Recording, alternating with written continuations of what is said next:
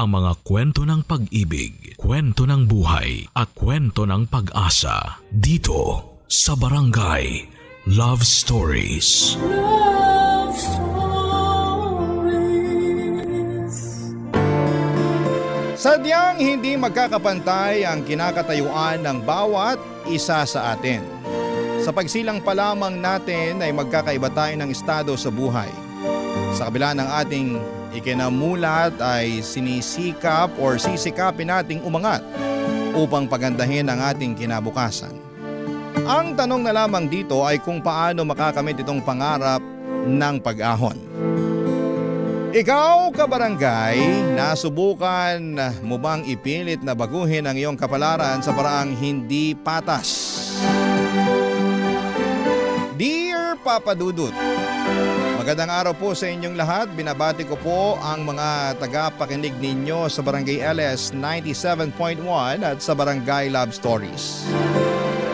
Nais ko pong malaman ninyo na paborito ng mama ko ang inyong programa at sinusubaybayan niya kayo bilang kanyang libangan habang siya ay nasa bahay. Sa kanya ko po nalaman ang Barangay Love Stories, kaya naman naisipan kong magsulat sa inyo, Papa Dudut. Handa akong ibahagi ang aking karanasan kahit matinding kahihiyan ang nararamdaman ko sa ginawa ko. Ilang taon kong maingat na itinago mula sa lahat ang pangyayaring ito, ngunit ngayon ay nagpasya akong magsulat sa inyo. Nang ibabaw ang hangaring kong may matutunan ng ibang tao mula dito. At upang protektahan ang identity ko at ng aking pamilya ay maaari nyo akong tawagin sa hindi ko tunay na pangalan na Sandy. 47 anyos ako sa kasalukuyan, 7 taon nang nakakalipas mula nang naranasan ko ito. Nagtatrabaho ako noon bilang executive assistant. Ang boss ko noon ay tawagin nating si Camille. Magkaedad kami. Parehas ng taon ang aming kapanganakan. Ngunit ang mga buhay namin ay sadyang magkaiba. Kung ikukumpara kaming dalawa ay para kaming araw at gabi. Lumaki ako sa isang pangkaraniwang pamilya. Kung titingnan ay maayos naman ang kalagayan namin. Nakatapos kaming magkakapatid ng pag-aaral at may kanya-kanya kaming stable na trabaho. Pinatapos kami sa kolehiyo ng aming mga magulang nang may kaakibat na sakripisyo at nagbunga naman po ito. Mula sa pagsisikap naming magkakapatid ay nakabili kami ng bahay sa Cavite. Kaming dalawa ni Mama ay tumutuloy noon sa inuupahan ko sa Malate, Manila na malapit sa opisina ni Camille. Dahil kahit papaano ay nakakaluwag kami pagdating sa pera ay nakakapasyal din ang pamilya namin. Nakakabili ng mga pangangailangan at pati ng ilang luho at paminsan-minsan ay nakakagala pa sa ibang bansa. Ang katunayan naman or katayuan naman ng pamilya ni Camille ay malayo sa buhay namin at pati na rin ng sa karamihan. Si Camille ay pinanganak ng mayaman. May malaking negosyo ang mga magulang niya na ipinamana sa kanya. Siya ay isang literal na tagapagmana ng isang kumpanya. Tuwing pumapasok siya sa opisina ay matikas ang kanyang postura. Yung kahit sino'y makikita kaagad na boss siya. Lahat ng damit niya ay mamahalin at ang bawat piraso nito ay kapresyo ng ilang araw kong pagtatrabaho. May isip ninyong hindi niya kailanman naranasang gumawa ng gawaing bahay, sumakay ng mga pampublikong transportasyon o masinop na pag-ipunan ang pambili ng anumang gamit sa bahay. Kapag nakakausap ko siya ay nararamdaman kong malayo talaga ang kalagayan naming dalawa. Kahit sa mga simpleng bagay kasi ay hindi maabot ng pangkaraniwang nilalang ang mga nagagawa niya. Kagaya na lamang ng madalas na pamamasyal niya sa abroad.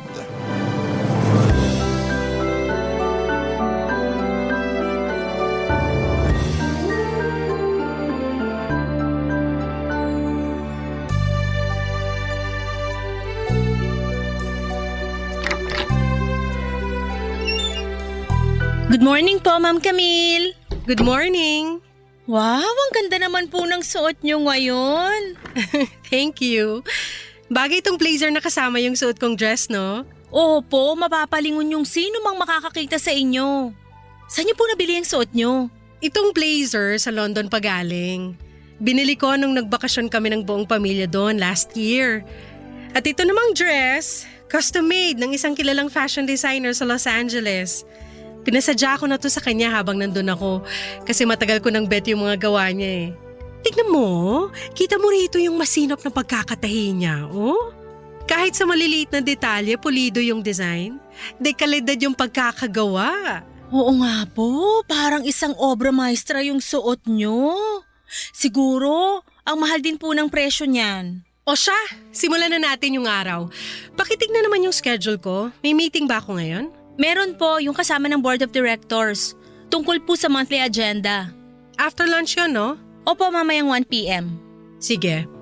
As usual, pakihanda ng mga dokumento na kailangan para dito. Okay po. Yung minutes of the meeting nung nakaraan, pakiprint muna para matignan ko. Eto po na-print ko na. Nakahanda na po yung lahat para sa'yo. Ah, naiprint mo na pala. Alam mo na yung kailangan gawin, ha? Siyempre, sa tagal ko na dito, gamay na gamay ko na yung trabaho. Eto na po yung printed copy ng minutes. Salamat!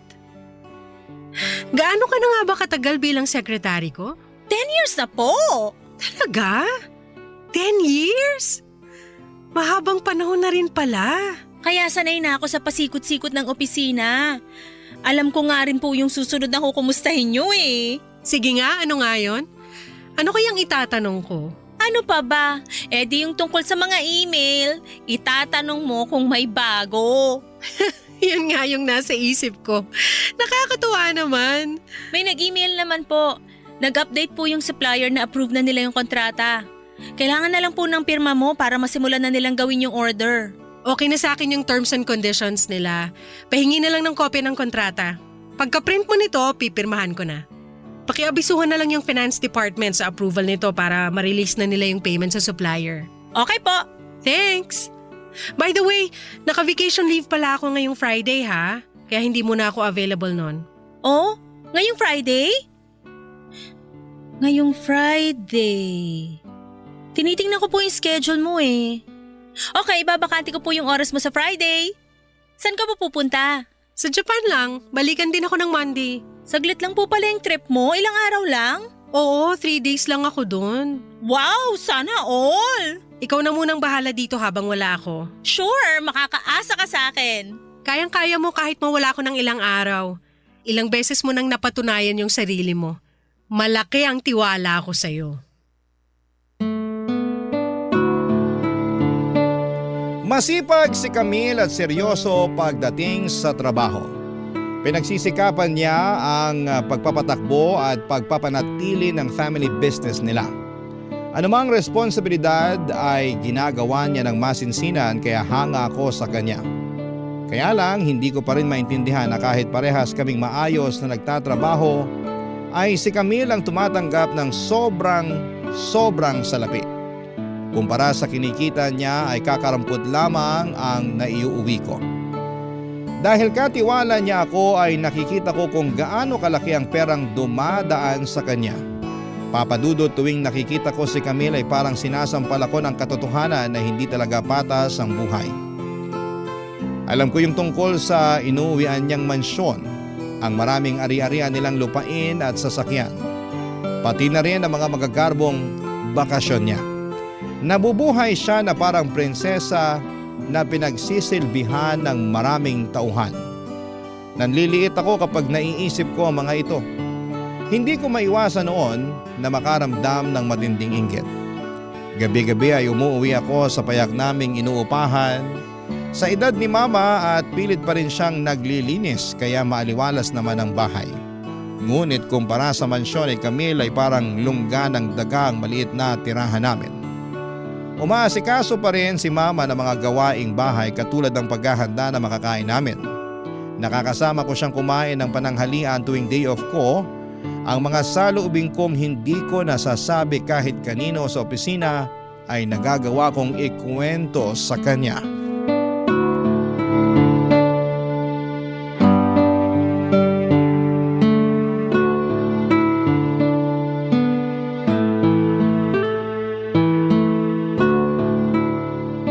Anak! Alika na, kain na tayo. Tara ma, nagugutom na din ako. Munggo pala yung ulam. May pritong isda din dyan. Kumuha ka na lang ng sausawan kasi bagay yan sa ulam natin. Kahit wala nang sausawan, okay na ako dyan. Bagong saing din yung kanin. Kain na po tayo. Masarap yung ulam ano? Pwede na. Oh, bakit naman ganyan lang yung sagot mo? Masyado bang maalat yung pagkakatimpla ko? Tikman ko nga. Oh, ayos naman yung lasa. Ganyan pa rin naman yung pagkakaluto ko. Okay naman po yung luto nyo. Ano lang kasi. Naisip ko lang kasi si Ma'am Camille. Ano na naman yung tungkol sa boss mo? Nai-imagine ko lang na siguro yung kinakain niya ngayon napakasosyal. Malamang pang-international kagaya ng mga mamahaling steak. Kasama ng tinapay na may kapartner na imported na butter. O kaya yung matatamis na palaman na gawa sa prutas. Ayaw mo ba ng ulam natin? Di ba paborito mo yung munggo? Gusto ko naman sa ulam. Kaso, ang payak lang kasi kumpara sa mga kinakain ni Ma'am Camille. Tuwing kumakain siya parang naglalakbay na rin sa buong mundo. Italian, Mexican, Middle Eastern. Kahit anong putahing maisip mo, as in. Kung ano mang matipuhan niya sa araw na yun, ipagluluto siya ng chef. Kayang-kaya yung sosyalang international cuisine. Ganun ba? Pero kahit naman di sosyal yung ulam natin masarap pa rin naman. Parang pinalalabas mo na dahil sosyal yung pagkain niya wala nang binatbat yung lutong Pinoy ko. Tingin mo na yata sa ulam natin ngayon pagkain ng mahirap. Kung ikukumpara nga naman sa nakakain ng boss ko araw-araw ganun na nga yung dating ng pagkain natin. Wala namang problema sa ulam natin Tsaka, bakit mo ba kinukumpara yung pagkain natin sa anuman yung inihahain para sa boss mo? Kasi ma... Wag mong sabihing naiinggit ka sa kanya. Oo. Kasi nakakainggit naman talaga siya. Ay, hindi maganda yung nararamdaman mo na yan. Pabalik-balik nga sa isip ko kung nasan siya ngayon Alam mo bang habang nag-uusap tayo dito ngayon nagsasaya siya sa Japan? Ganun ba? Pero di dahil sa trabaho yung pinunta niya doon. Hindi. Alam mo kung anong dahilan? Ano? Nagpunta siya para manood ng isang theater performance. Yun lang yung dahilan niya. Yun lang? Sigurado kang yun lang ang ipinunta niya? Oo. Nakita ko kahapon sa lamesa niya yung ticket ng theater performance na yun. Ako yung nag-aayos sa schedule niya. Kaya alam kong wala siyang pakay doon ngayon na may kinalaman sa trabaho. Gawain niya talaga yun. Pag may gusto siya, kahit mababaw lang yung dahilan gagawin niya. Kahit gaano pa kamahal abutin nun. Abay, pambihira. Ang yaman niya talaga. Kahapong Biyernes lang siya nagpunta. Tapos ang balik niya ngayong Lunes. O diba? 3 days na trip lang. Japan na yun Kung makabiyahe siyang Japan parang nagpupunta lang siya sa mall. Yung akala mo ang lapit lang kaya mura lang yung pamasahe. Ganyan lang yung pera sa kanya. Kung para sa atin mahal na, sa kanya, mura lang. Samantalang tayo, yung naging trip to Hong Kong natin pinag-ipunan ko pa ng 1 taon. Tapos matipid pa tayo sa lagay na yun Mumurahing hotel nga lang yung tinuluyan natin Pero naaalala ko na masaya yung naging pasyal natin nun sa Hong Kong. Mas masaya sana yun kung mas marami tayong pera. Sa totoo lang, kahit anong gawin natin sa mundong to mas masaya kung mas maraming pera. Kahit naka-budget tayo, nag-enjoy naman tayo dun anak. Nasa kung paano mo lang talaga tinitingnan yung pagiging masaya. Mama naman, kung makasalita ka parang kontento ka na sa buhay natin. Kontento na naman talaga ako Pues ako, hindi. May problema ba sa simpleng buhay natin anak? Ang unfair kasi. Magkaedad lang kami pero di hamak na napakataas ang lipad ng buhay niya kumpara sa akin. Marami siyang kayamanan na sa totoo lang hanggang pangarap ko na lang. Kahit gaano ako katagal magtrabaho, may mga luho siyang di ko talaga mabibili kahit kailan. Ano naman kung hindi natin mabili yung mga luho niya? Kaya nga luho ang tawag dun hindi yun kailangan. Di ko na rin ba yun deserve? Ang mahalaga, may sapat tayo sa mga pangangailangan natin. Hanggang gano'n na lang? Hanggang sa sapat na lang tayo? Kahit nagtatrabaho ko, hanggang sa sapat pa rin lang? Parehas lang naman kami nagsisikap. Pero bakit siya yung pinagpapala? Eh di ba, minana niya yung kayamanan mula sa pamilya niya? Oo, mula sa mga magulang niya. Buti pa siya may namanang malaking negosyo galing sa pamilya. Dahil sa pinundar ng tatay at nanay niya, kahit hindi na siya magtrabaho habang buhay, masarap pa rin yung buhay niya. Oh, anong pinalalabas mo? Ipapaalala ko lang sa'yo anak ha. Ginawa namin ng tatay mo ang lahat para magkaroon kayo ng magandang buhay. Ma, ang pinupunto ko lang, kung pwede ko lang piliin yung magiging magulang ko, sana dun na ako sa mayaman na punta. May namana rin sana akong kayamanan. Kahit sino naman gugustuhin yun. Hindi ko gusto yung pinapahiwatig mo ha. Nakakasakit yung ganyang mga pananalita. Naririnig mo ba ang sarili mo? Pagiging ingrata na yung tawag dyan. Imbis na magpasalamat ka sa mga magulang mo, nagawa mo pa kaming laitin. O ma, saan ka pupunta? Bahala ka na nga muna dyan. Nawalan na tuloy ako ng ganang kumain. At dahil nga sa pagkukumpara ko sa aking sarili kay Camille ay sumama ang loob ni Mama sa akin. Hindi ko sinasadyang ipamukha sa kanya na minamaliit ko ang mga ginawa nila para sa aming magkakapatid. Noong mga panahong yon ay hindi ko pa napapansin ang epekto ng aking inggit sa mga taong malalapit sa akin. Humingi ako ng tawad kay Mama at hindi na niya dinibdib ang tampo niya. Maaari na sana akong matauhan mula dito sa pinag-awayan namin ni Mama. Ngunit mas nangingibabaw pa rin sa akin ang paghahangad sa kayamanan ni Camille. Dahil kasama ko palagi si Camille ay nakikita ko ang marangyanyang pamumuhay. Pilit kong itinago ang aking inggit ngunit nananaig pa rin ito sa isipan ko tuwing nakikita ko ang anumang bagong luho na dala niya. Noong nagsimula akong magtrabaho kay Camille ay wala naman akong anumang masamang balak. Nadala na lamang ako ng tuloy-tuloy na pagbubulong ng inggit sa akin na mga paraan upang makalamang ako. Sadyang sa itinagal ko sa trabaho ay nakasanayan ko na ang proseso dito. Nakikita ko na rin noon ang mga butas sa sistema ng opisina. Yung bangkong saan po pwedeng makalusot ang kalokohan. Pumasok sa isipan kong gamitin ito para sa aking pansariling interes.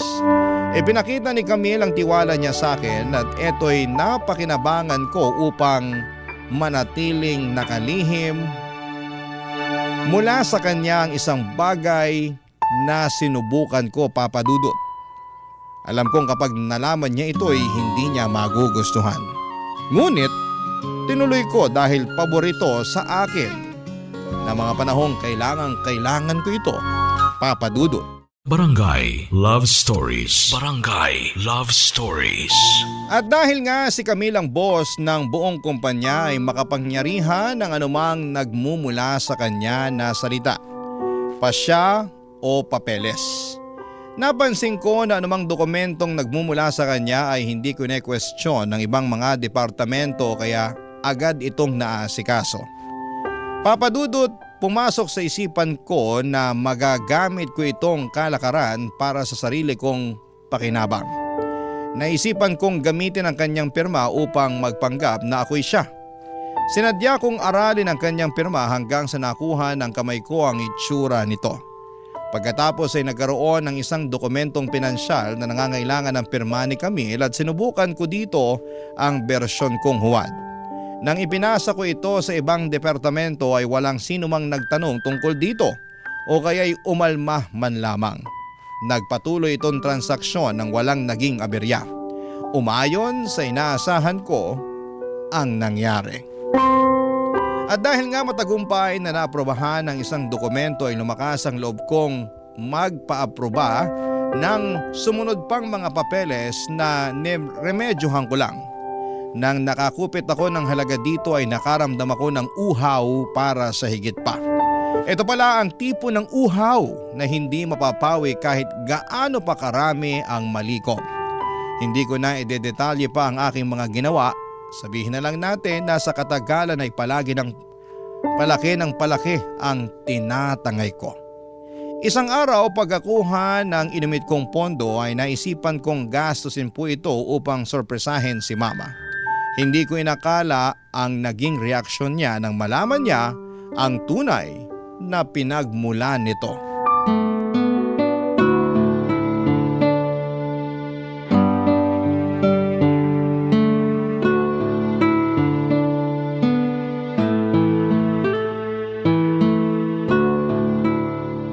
Ma! Ma! Oh, bakit? Lika, tingnan mo po yung inuwi ko. Papunta na ako riyan. Oh, ano bang ipapakita mo? May binili ako. Eto. Tiyanan! Aba, ang laki naman yan. Ano naman ito? Aba, Meron na tayong bagong TV! wow! Mula ngayon, makakapanood ka na ng mga palabas sa malaking screen. Ay, abay, ganito na pala ang usong TV ngayon. Napakanipis naman ito. Oo! Napag-iwanan na kasi tayo ng panahon sa lumang TV natin. Mula ngayon, naka-smart TV na tayo. Sobrang laki pala nito.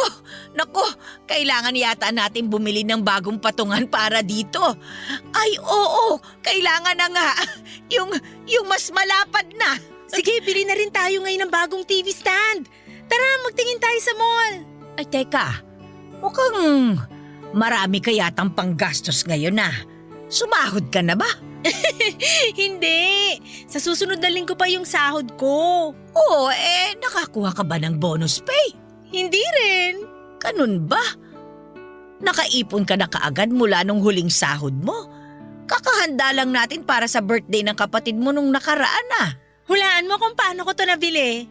Nako, baka naman ni kay nangutang. Hindi. Bukod pa doon. Huwag kang mangungutang kung para lamang sa mga gamit na hindi naman natin kailangan ha. Relax ka lang po. Di ko hiniram yung pambili ko dito. Ayoko mamroblema ka sa ipambabayad mo sa utang. Tandaan mo, mahirap yun kapag nabaon ka.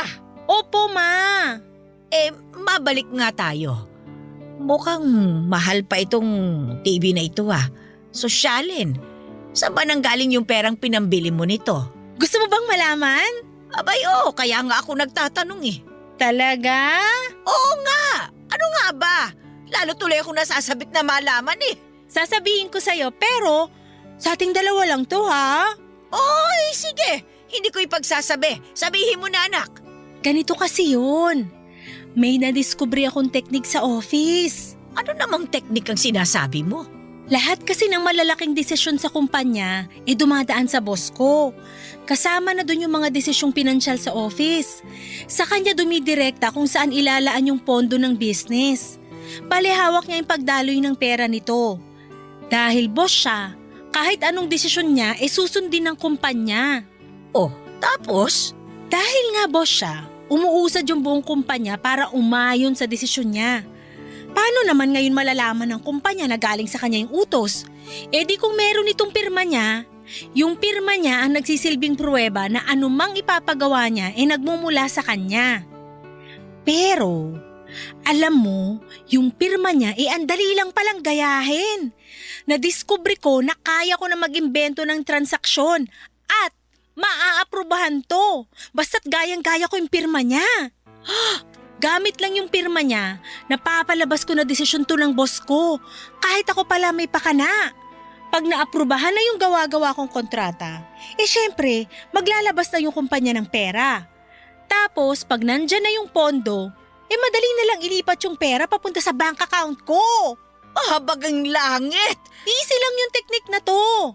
Alam mo ba, ma? Marami na ako natatabing pera. Kaya mabibili ko na yung anumang gamit na gusto natin.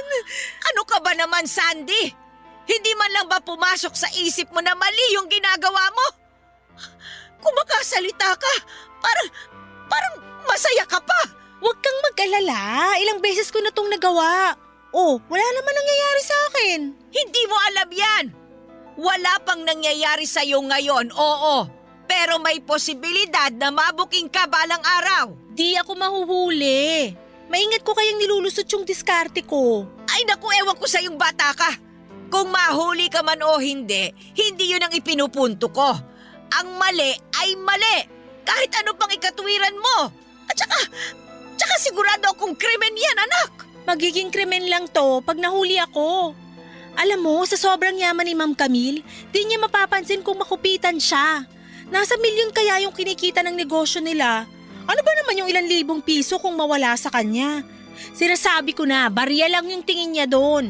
Namemeke ka ng dokumento at nanghuhuwad ng pirma ng ibang tao. Abay anak, nanloloko ka ng kapwa mo.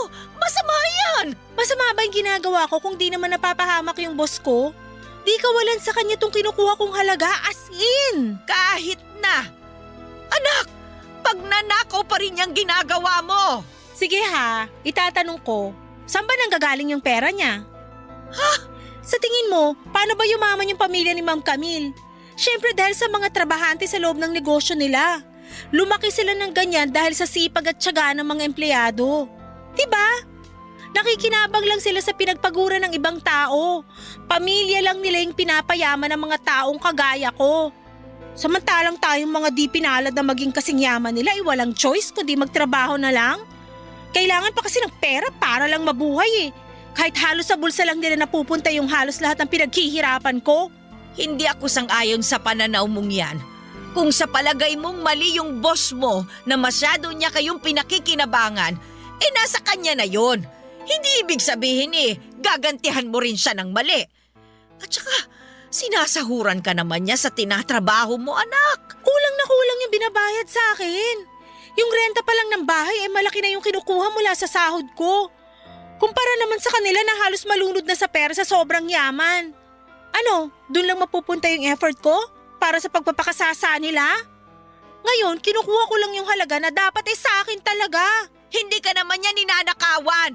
Malinaw yung pinagkasunduan yung sahod mo bago ka na masukan sa kanya. Maliit nga kumpara sa kinikita niya. Siya lang ba yung may karapatang yumaman? Siyempre hindi.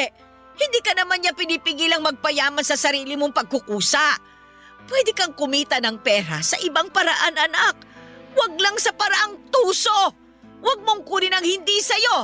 Hindi sa'yo yung pera. Akin na to, huwag mo tong pakialaman. Ay, sinasabi ko sa'yo, tigilan mo na yan. Mapapahamak ka talaga dyan sa pinaggagawa mo. Labag sa loob ni Mama na gamitin ang binili kong telebisyon.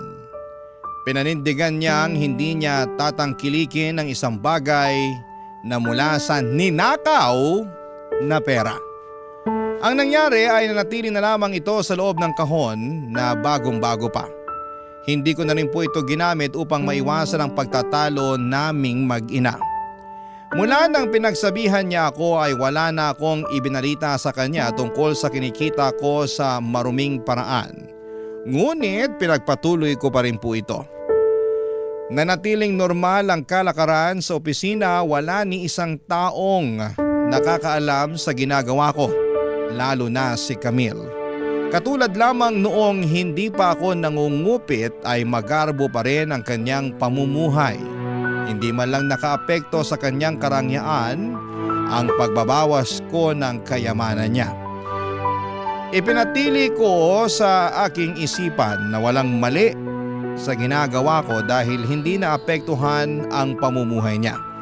Tinandaan ko na malalim naman ang balon ng kayamanan ni Camille, kaya anumang pagtatapik ng konsensya ko sa akin noon ay napapatahimik ko. Papadudot habang tumatagal ay dumadali pa rin sa akin ang pangungupit ko. Lumakas lalo ang aking loob at napadalas pa ang pagkuha ko ng perang hindi naman para sa akin. Nang sinilip ko kung magkano na ang kinulimbat ko, umabot na pala ito ng 7 digits. Sapat na itong halaga upang makabili ako ng bagong bahay. Dito'y pinigilan ko na sana ang sarili kong magnakaw pa. Ngunit para kong sinapian ng pagkauhaw nang lalo ko pang mabibili ang mga kagustuhan ko. Anumang bala ko'y tigilan ito ay kusang lumalaho. Mas nanaig ang pagiging ganit ko para sa walang katapusang pagiging matakaw sa pera. Hinayaan ko na manatiling lingid sa kalaman ni Camille ang aking pagnanakaw. Sa isip ko nooy, kahit gaano ko kadalas na makita ang kanyang luho ay kampante ako basta't napagpapatuloy ko ang pagkuha sa kayamanan niya. Na isang tabi ko itong gawain isang araw nang may nangyari sa pamilya ko. Sa tagal kong nakasama si Camille ay akala ko'y lubos ko nang kilala ang kanyang pag-uugali. Meron pa pala akong madidiskubre tungkol sa kanya, Papa Dudut.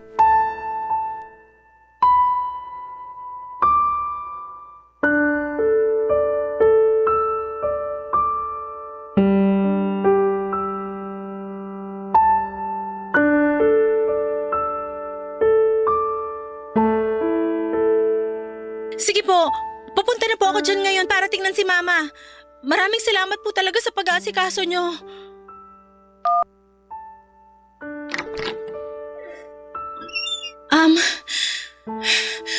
Ma'am Camille, Ano yan? pwede po ba akong mag-leave ngayong araw? Okay lang, wala namang kaso. Pero bakit naman?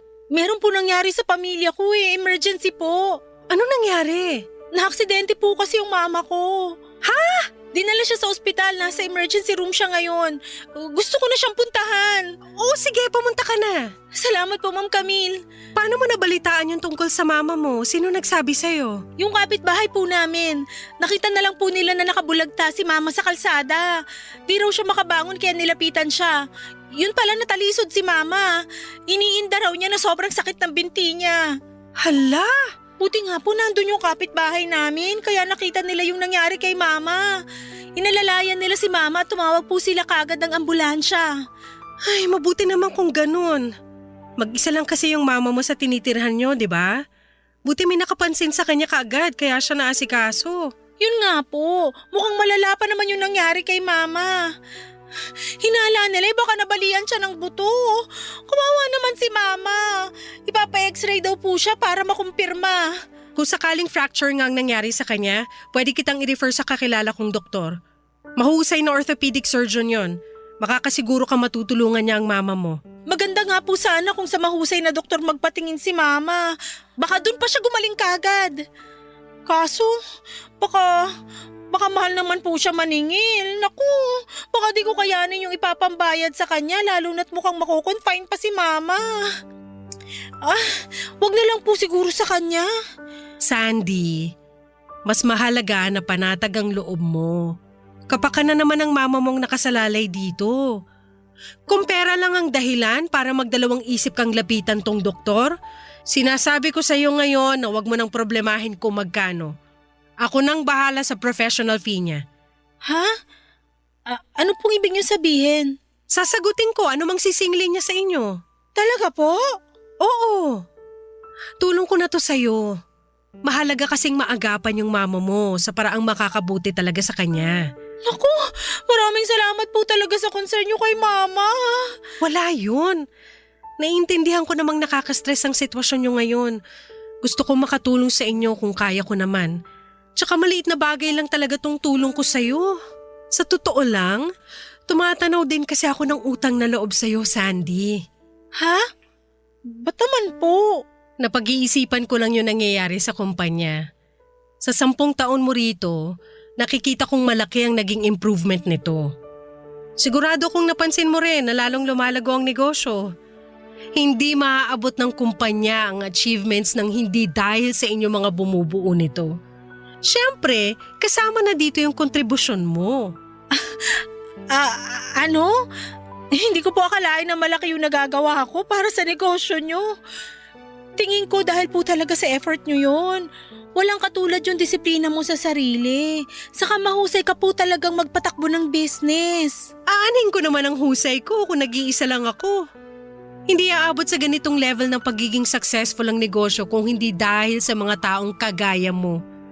Malaki ang utang na loob ko sa inyong tumutulong para umangat ang business at lalo na sa'yo. Maliit lang naman po yung naaambag ko. Naku, huwag mong maliitin yan. Ang maliit na kontribusyon ng bawat isa kapag pinagsama-sama ay nagiging malaking bagay na napapakinabangan ng lahat. Bawat isa sa inyo ay nakakatulong. Lahat ng ginagawa nyo mahalaga, kahit gaano pa to kaliit sa tingin mo. Gusto kong maintindihan mo na hindi lang to dahil sa effort nyo. Ang tunay na mahalaga ay yung integridad nyo. Dahil mapagkakatiwalaan kayo. Anumang trabahong pinapagawa sa inyo, ginagampanan nyo ng tama at patas. Oo nga po.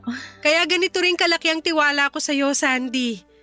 At ngayong nangangailangan ka, hindi ako mag-aatubiling tulungan ka sa anumang makakaya ko, kahit sa simpleng paraan lang.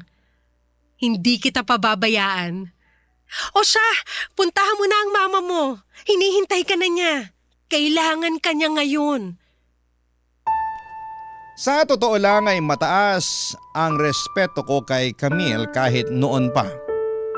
Totoong madiskarte siya at matalas ang isipan pagdating sa mapagkakakitaan. Isama na rito ang tiyaga, disiplina at determinasyon nilang magpamilya kaya natamo nila ang pagyaman. Ang negosyo nila ay napakaganda. Ang naging dulot nito sa buhay nila. Hindi lamang sa kanilang sarili kundi pati na rin sa daang-daang empleyado nila at kani-kanilang mga pamilya, kabilang na nga po ako.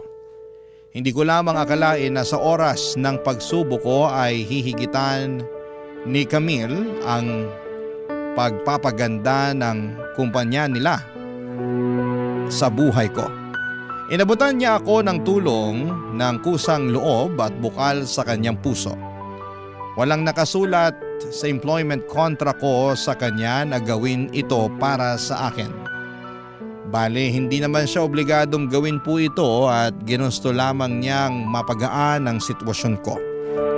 Siguro'y dahil na rin sa tagal kong namamasukan sa kanya kaya malaki na ang tiwala niya para sa akin. Pinatunayan ni Camille ang kabutihan ng kalooban niya.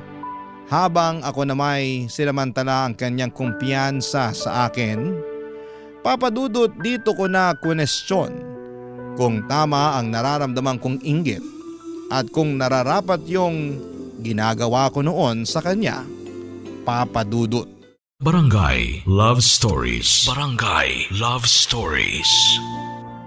Kumpirmadong napilay nga si mama mula sa aksidente, papadudot.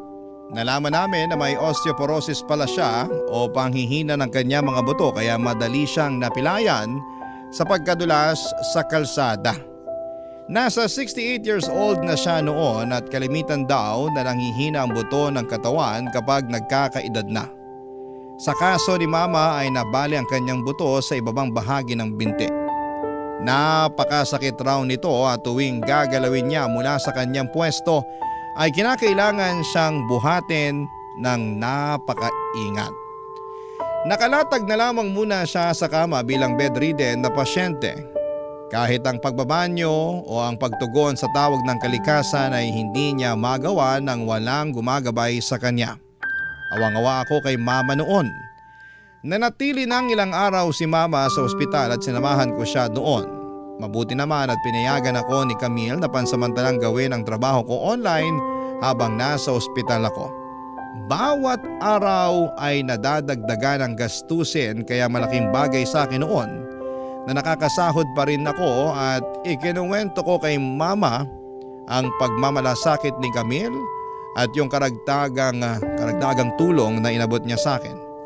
Dito na ako kinausap ng masinsina ng aking ina, Papa Dudut.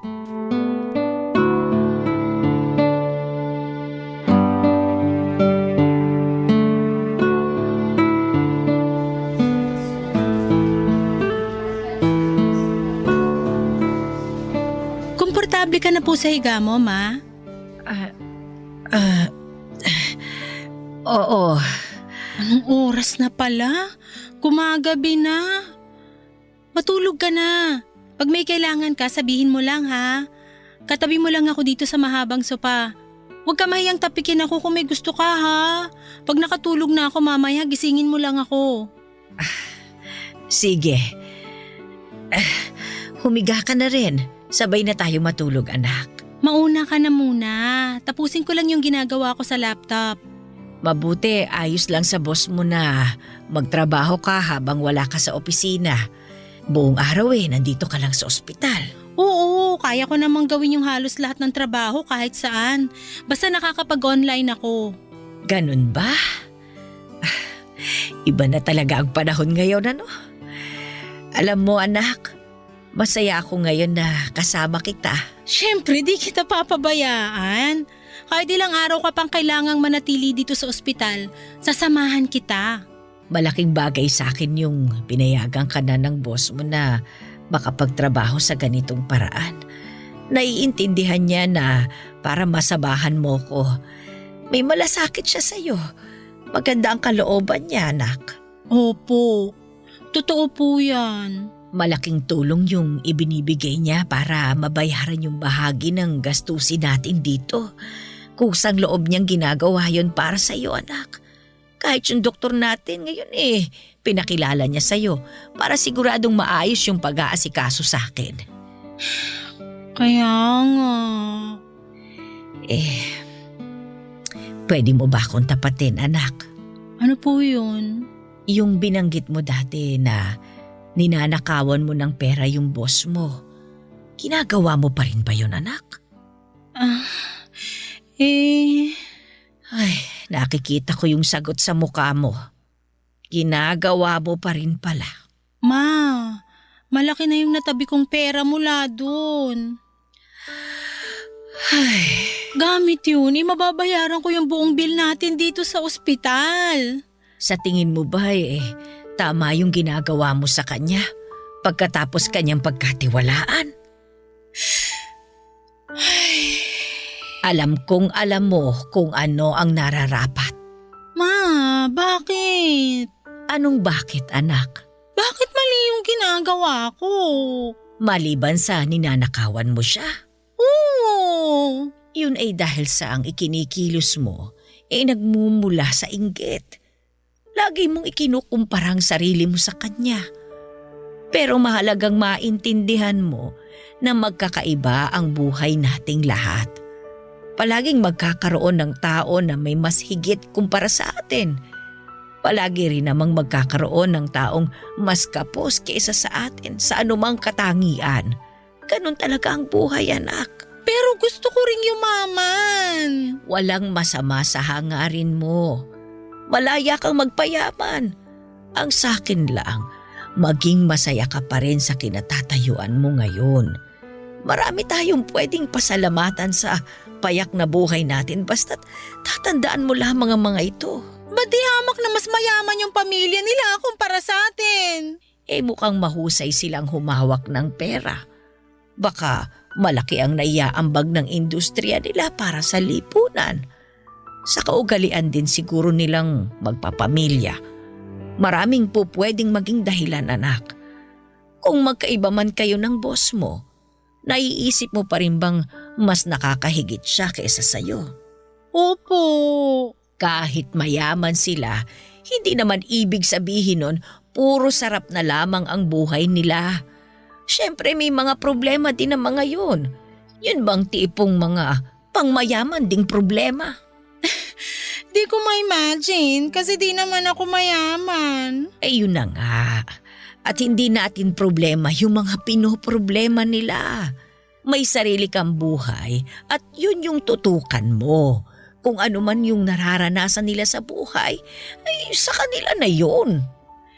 Ay, naiisip ko nga na di niya deserve yung ginagawa ko sa kanya Alam mo anak, kahit sino naman natutokso na gumawa ng hindi maganda, lalo na't pagdating sa pera. Pagka ganun, iisipin mo kung sino ang maaapektuhan sa gagawin mo. Yung maliban sa sarili mo lang. Kung ikaw lang yung makikinabang, tapos may ibang taong mawawalan o mapapahamak, abay mali yun anak. Pero yung perang kinuha ko, magagamit natin para mabayaran yung pinang-uuspital mo ngayon. Di naman ako lang yung makikinabang, pati ikaw din. Kahit na. Kapag dumating yung araw na mahuli ka sa ginagawa mo, abay, posibleng hindi lang ikaw yung mapahamak. Pwede kang makadamay ng ibang tao sa kalokohan mo na yan. Hindi ako matatahimik kung magkaganon, tapos sangkot ka. Kakayanin kaya natin yung gastusin? Magbibigay si Ma'am Camille ng pambayad sa ospital. Pero di naman niya sasagutin lahat yun. Malaki na naman yung mababawas doon dahil sa kanya. Yung matitirang balanse doon mapagtutulungan yung magkakapatid. May pension pa ako na nakukuha kada buwan. Ay pag yun pinagsama-sama nating lahat, malaking halaga na rin yun, anak. Magtiwala ka, nakakayanin nating mabayaran ito. Ayaw mo talagang gamitin ko yung ninakaw kong pera? Ayoko talaga. Kahit ano pang idahilan mo, tutol ako. Sandy, anak, iisa lang yung hinihiling ko sa'yo. Ano po yun, Ma? Pwede mo pa bang ibalik yung halagang kinuha mo dun sa boss mo? Pwede naman.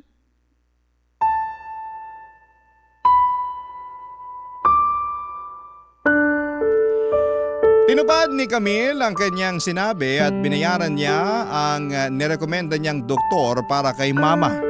Sinagot din niya pati ang malaking porsyento ng naging bill namin sa ospital. Tuwing naaalala ko ito ay hindi ko may paliwanag ang nararamdaman ko na magkahalong utang na loob at pagpapakumbaba. Naantig ang puso ko sa kabutihang ipinakita niya sa aming mag-ina. Ito yung tipong hindi ko makakalimutan sa panghabang buhay. Kaya hindi nakapagtataka na mula noon ay nakonsensya ako sa ginawa ko sa kanya. Pagkatapos kong bayaran ang aming balance sa ospital ay umuwi kami ni Mama bit-bit ang pag-asang gumaling na siya.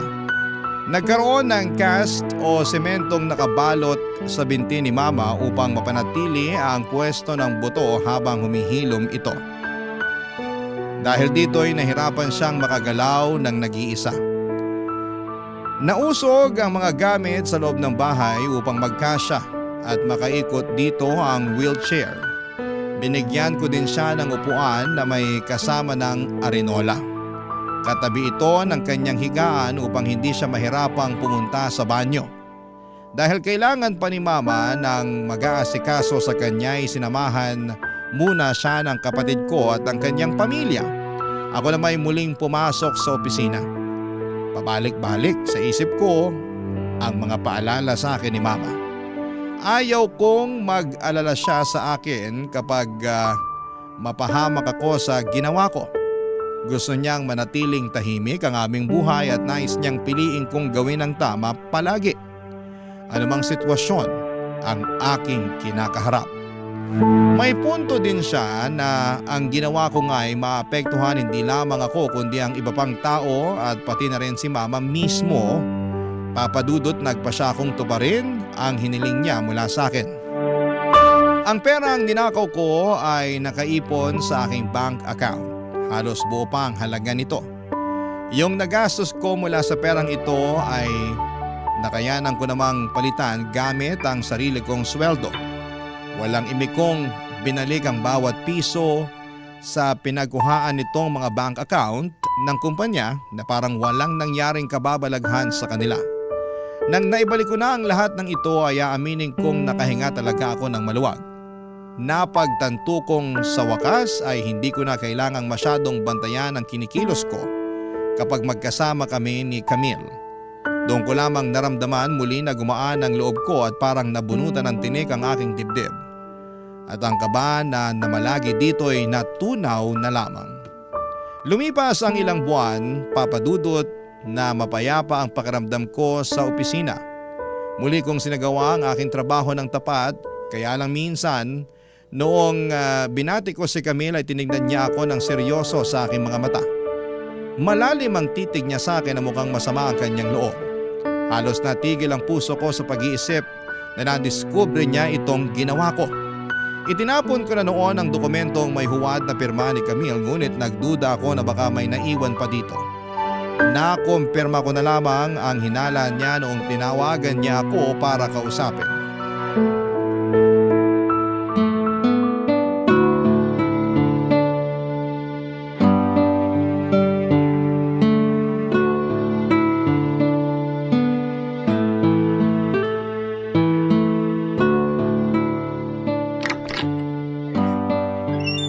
Good morning, Ma'am Camille. Sandy, may kailangan tayong pag-usapan. Sige po. Tungkol po saan? Seryosong bagay to. Maupo ka.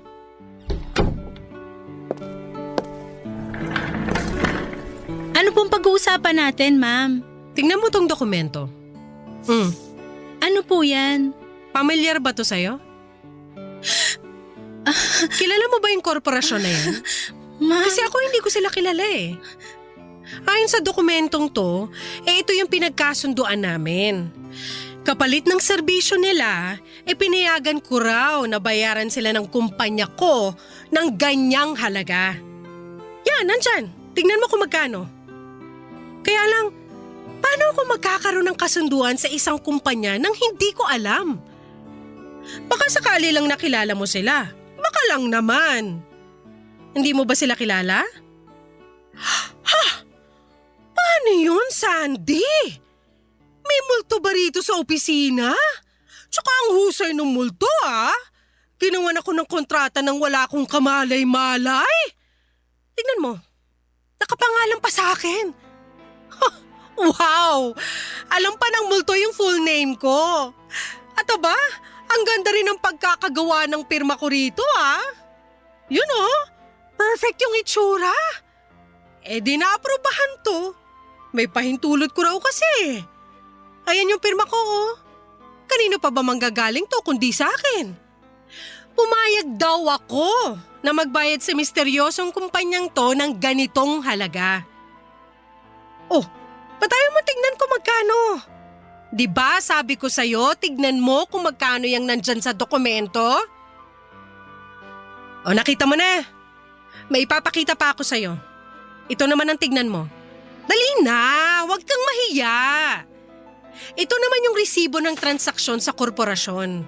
Ito yung bank account number daw ng korporasyon. Di syempre, i-check muna pag may time. Alam mo, wala na sana akong time para sa ganito eh. Pero ano pa habang mawawala sa akin ngayon? Baka mas malaki pa lalo yung mawala sa akin eh, no? Sa loob pa mismo ng sarili kong office, no? Ano pa kayang kababalagan ang magaganap kung hindi ko to naimbestigahan? Nawiwili talaga ako. Tuloy natin ang kwento. Di inalam ko kung kanino nakapangalan tong account. Hala! Alam mo na siguro yung nadiskubre ko. Kanino nakapangalan ng account? Walang iba kundi yung nakaupo ngayon sa harap ko. Sa'yo pala yung account. Ano kasi? Anong ano kasi? Huwag mo sasabihin kapangalan mo lang to ha. Wala ako sa mood makipag-joke time. Pagbigyan niyo naman po ako. Ano pa bang palusot mo? Ito na yung prueba oh. Na-make ka ng mga dokumento para makahuthot ka ng pera mula sa kumpanya. Kuhang-kuha mo pati yung itsura ng pirma ko. Bilib talaga ako sa'yo. Ma'am, ang gusto ko lang sana. Ang galing mo rin eh, no? 2 taon mo na pala tong ginagawa. Hindi mo sinasabing may talento ka pala sa pag-arte? Napakahusay mong gumanap na isa kang inosenteng trabahante na nangangarap maitaguyod ang pamilya. Palangiti ka pa tuwing pumapasok ako sa office? Yung pala habang hindi ako nakabantay sa'yo, ino-onsi mo na pala ako? Napaka-plastic mo! Ay, naluluha ka ba? Bakit naman? Nandito na tayo sa exciting part. Talentado ka nga lang ba? O sadyang may lahi kang kawatan? Sa kabila ng pagtitiwala ko sa'yo, pinagmukha mo akong bobo? Bobo ba ako sa paningin mo, Sandy, ha? Bobo ba ako? Ma'am Camille, please. Siguro kung isang beses mo lang ginawa, baka lumusot ka pa eh. Kaso kinain ka na ng pagkagahaman mo. Kaya tinuloy-tuloy mo. Ginawa mong hobby. Ano masaya ka naman, Sandy? May bagong hobby ka na? Ang dami mo pang pera? Ito naman yung dokumento ng financial transactions ng kumpanya last year. Para lang mag-gets mo kaagad. Yung mga dilaw na highlight dito ay yung mga transaksyon na may account number mo. Wow naman, ang dami naka-highlight sa page na to. Puro sa account mo ipinadala yung mga nandito. Ha! Tiba-tiba ka na pala. Hindi lang yun yung page na naninilaw sa highlight eh. Naninilaw din yung paningin ko sa'yo, Sandy! Magkano na kayang kinita mo sa modus mo? Tara, bilangin natin. May 20 mil dito. May 40 mil naman dito. Uy, ayos to. May 100,000 piso pa. Instant panalo. Kahit ako nasisilaw sa dami ng nadekwat, naka-highlight dito. Nabilang mo ba kung nakamagkano ka na? Hindi ko po nabilang. Di bale, binilang ko na para sa'yo. Akalain mo nung sinuma total ko ay umabot na pala tayo sa milyon? Ma'am Camille, sorry po talaga. Sorry saan? Na nahuli ka? Hindi. Sorry po sa ginawa ko. Talaga lang ah. Maniwala ka po. Pinagsisisihan ko na po yung ginawa ko. Hawak ko na yung ebidensyang kailangan ko para masampahan ka ng kaso. Tambak na tambak yung pruweba laban sa'yo. Makukulong ka talaga. Patawarin mo ko. Parang awa mo na, ma'am, please. Ayokong makulong. Masisira yung kinabukasan ko. Ganun ba? Sana naisip mo yan bago mo pa ginawa to lahat. Hindi ko alam yung pumasok sa isip ko noon. Natukso lang po ako. Pero ngayon alam ko na. Hindi ko dapat ginawa yun. Nasilaw ako sa pera pero di ako dapat nagpasilaw. Mali yung ginawa ko. Maling-mali. Please, please. Ayokong makulong. Ayoko. Sorry po talaga. Maawa ka naman sa akin. Tigilan mo nga yung pag-iinarte mo. Hindi tatalag sa akin yung pagpapaawa mo. Pag tinitingnan kita ngayon, alam mo, nandidiri ako sa'yo. Pangako ko talaga sa'yo, hindi ko na uulitin to. Bigyan mo po ako ng isang pagkakataon, please. Please! Papatunayan ko na sa'yo na mapapagkatiwalaan mo talaga ako. Tingin mo pagkakatiwalaan pa kita pagkatapos nito? Ilusyonada ka rin, no? Nagsisisi na talaga ako. Pero, kung sa bagay, Bakit? Anong ibig niyo sabihin? meron lang akong tanong na gusto kong sagutin mo. Ano po yun? Nagtataka lang ako eh. Ito yung mga transaksyon ng account number mo 4 months ago. Ayon dito, puro papasok ng kumpanya yung pera. Opo. Tapos ang suma total din nito ay yung perang ninakaw mo. Opo. Anong ibig sabihin nito? Paki-explain nga. Binalik ko yung pera. Lahat po yun. Binalik mo? Bakit? Mula po kasi nung nanguha ako ng pera, hindi ako tinigilan ng konsensya ko. Patuloy akong dinadalaw ng takot na baka mapahamak ako dito. Isang araw natauhan na lang ako na di ko dapat to ginawa, lalo na sa inyo, na walang ginagawang masama sa akin. Wala talaga akong ginagawa sa'yo. Hindi kita kailanman niloko o inisahan. Gusto mo bawiin yung pagkakamali ko. Kaya binalik ko lahat ng kinuha ko. Gusto ko na lang maibaon sa limot tong lahat ng ginawa ko at makapagpatuloy na wala akong dinadalang bigat sa loob. Nawala nga yung ibang ebidensya laban sa'yo. Marunong rin palang maging multo yung mga papeles. Malamang na-dispatcha mo na yon. Kaso, may naiwan palang isang peking kontrata. Kaya pinilit mo mang itago yung kasalanan mo, nabisto ka pa rin. Eksakto yung halagang binalik mo. Walang kulang ni 1 sentimo. Kaya lang may mga pagkakamali na hindi na may babalik sa dati. Sa huli, nagnakaw ka pa rin. Hiyang-hiya po ako sa ginawa ko. Di mo na may babalik ang tiwala ko sa'yo. Sandy, ngayon mo lang ito maririnig mula sa akin. Wala ka kasing alam o wala kang pakialam man lang sa pinagdadaanan ko. Parati mo lang nakikita yung kung gaano ko kayaman. Hindi mo alam yung hirap ng pakikitungo sa bawat tao na palaging may duda. Yung kinakailangan ko mag-ingat ng sobra-sobra sa bawat galaw ko dahil halos lahat sila ay may pakay sa akin. Ang dahilan? Dahil sa pera ng pamilya ko. Puro pera ko lang yung pinag-iinteresan nilang lahat. Palagi akong nilalapitan ng mga ganitong klaseng tao para lang mahuthutan ako. Paulit-ulit na lang akong pilit na inuutakan at nilalamangan. Kung hindi ko iningatan ang sarili ko, uubusin talaga nila ako hanggang sa walang matira sa akin. Marami kasing taong walang ibang iniisip kundi yung sarili nila.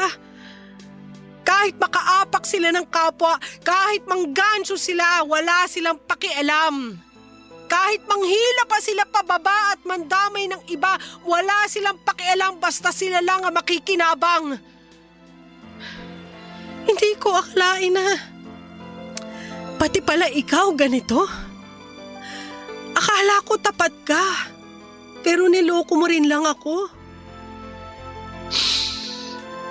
Akala ko mapagkakatiwalaan ka. Hindi pala. Wala kang pinagkaiba sa kanila. Manloloko ka rin. Nakakasuklam kayong lahat. Kaya yung mga taong pinagkakatiwalaan ko, pinapahalagahan ko talaga. Napakahirap makatagpo ng totoong taong may malasakit sa kumpanya at lalo na pati sa kapakanan ko.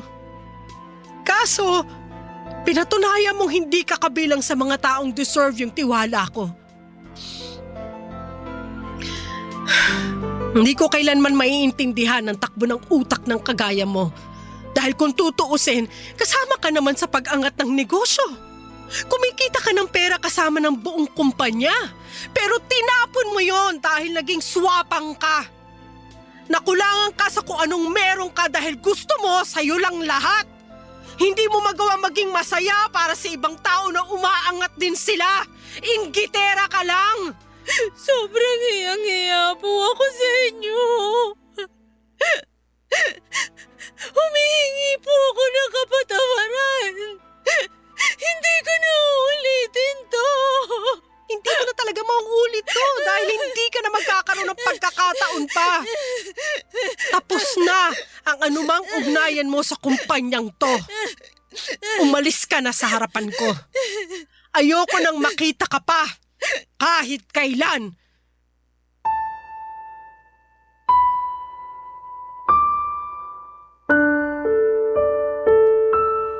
Yung araw na tinapatan ako ni Camille ay ang naging huling punta ko sa kanyang opisina. Pagkatapos niya akong kausapin ay sinundo ako ng gwardya upang ihatid ako papalabas ng kumpanya. Habang nakabantay sila sa paglalakad ko'y pinagtitinginan ako ng aking mga katrabaho. Nakaramdam ako ng labis na hiya. Yung parang wala na akong mukhang mayaharap sa kanila, Papa Dudut. Paniguradong nabalitaan na ito ng buong departamento.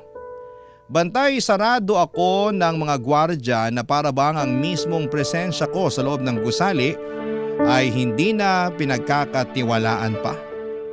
Dito ko nararamdaman ang pagturing sa isang kriminal. Pagka-uwi ko'y nakatanggap ako ng mensahe mula sa Human Resources Department ng kumpanya. Dito na nila ako binalitaan sa naging desisyon ni Camille sa akin. Ayon kay Camille ay tuluyan na akong blacklisted sa kumpanya at bawal na akong muling makapagtrabaho doon. Ngunit ang sumunod niyang sinabi ay kinagulat ko. Nagpasya siyang hindi na niya ako sasampahan ng kaso. Ibig sabihin ay hindi niya ako ipapakulong. Ramdam kong dahil ito sa pagbalik ko ng perang ninakaw ko. Kung hindi ko ito binalik ay siguradong natuloy ako sa bilangguan. Dahil nawala na ako ng trabahong pinapasukan ay tuluyang kaming umuwi ni Mama sa Cavite. Ako na ang lubos na umasikaso sa aking ina at malaki ang pasasalamat kong malaya ako mula sa rehas. Dahil nagawa kong samahan si Mama upang tuluyan siyang gumaling. Napakabuti or nakabuti hindi lamang sa akin kundi pati na rin kay Mama na minulad niya ako sa tamang gawain. Nailayo ako mula sa landas ng kapahamakan. Hindi ko pa rin masagot ang tanong kung bakit hindi patas ang buhay, ngunit hindi ito dahilan upang pairalin ang panlalamang ng iba. Sa kasalukuyan, Papa Dudut, ay muli nang nakakalakad si Mama. Ako namay tumuloy na sa pagninegosyo ng buy and sell ng mga damit. Dahil na rin po ito ng matinding hiya ko sa sarili ko, kaya hindi ko magawang bumalik sa corporate world. Kahit sakto lamang ang kinikita dito ay natuto akong magpasalamat sa kung ano ang meron ako. Naging malaking aral sa akin ang pagiging tapat sa kapwa upang ako'y pagkatiwalaan din. Bagay na mahalaga hindi lamang sa negosyo, kundi pati na rin sa buhay. Kahit nagkamali ako minsan, ay ipinagmamalaki pa rin ako ni Mama dahil sa huli ay ginawa ko naman ang tama. Maraming salamat po, Papa Dudut, kung mapili po ninyong i-ere ang Barangay Love Stories ng aking kwento. Kahit nakakahiya, ang ginawa ko'y alam kong mas makakabuti na may sa publiko ito upang kapulutan ito ng aral. Sana po'y manatiling may respeto ang mga mag-iiwan ng comment tungkol dito dahil sensitibo ang nangyaring ito para sa akin. Panalangin ko ang katapatan sa diwa ng bawat isa para sa kapayapaan nating lahat. Ang inyong kapuso at kabarangay forever, Sandy. Ano ang masasabi mo sa ating Barangay Love Stories today? Aabangan namin yan sa aming comment section.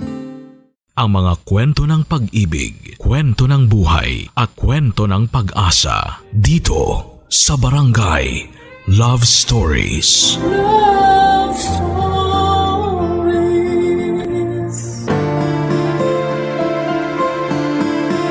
Hindi tayo pwedeng manuntok ng walang nasasaktan. Katulad niyan ng paglalaro natin ng apoy, malaki ang posibilidad na tayo ay mapasok kinatagalan. Ikaw, kabarangay, naipit ka na ba sa isang komplikadong sitwasyon?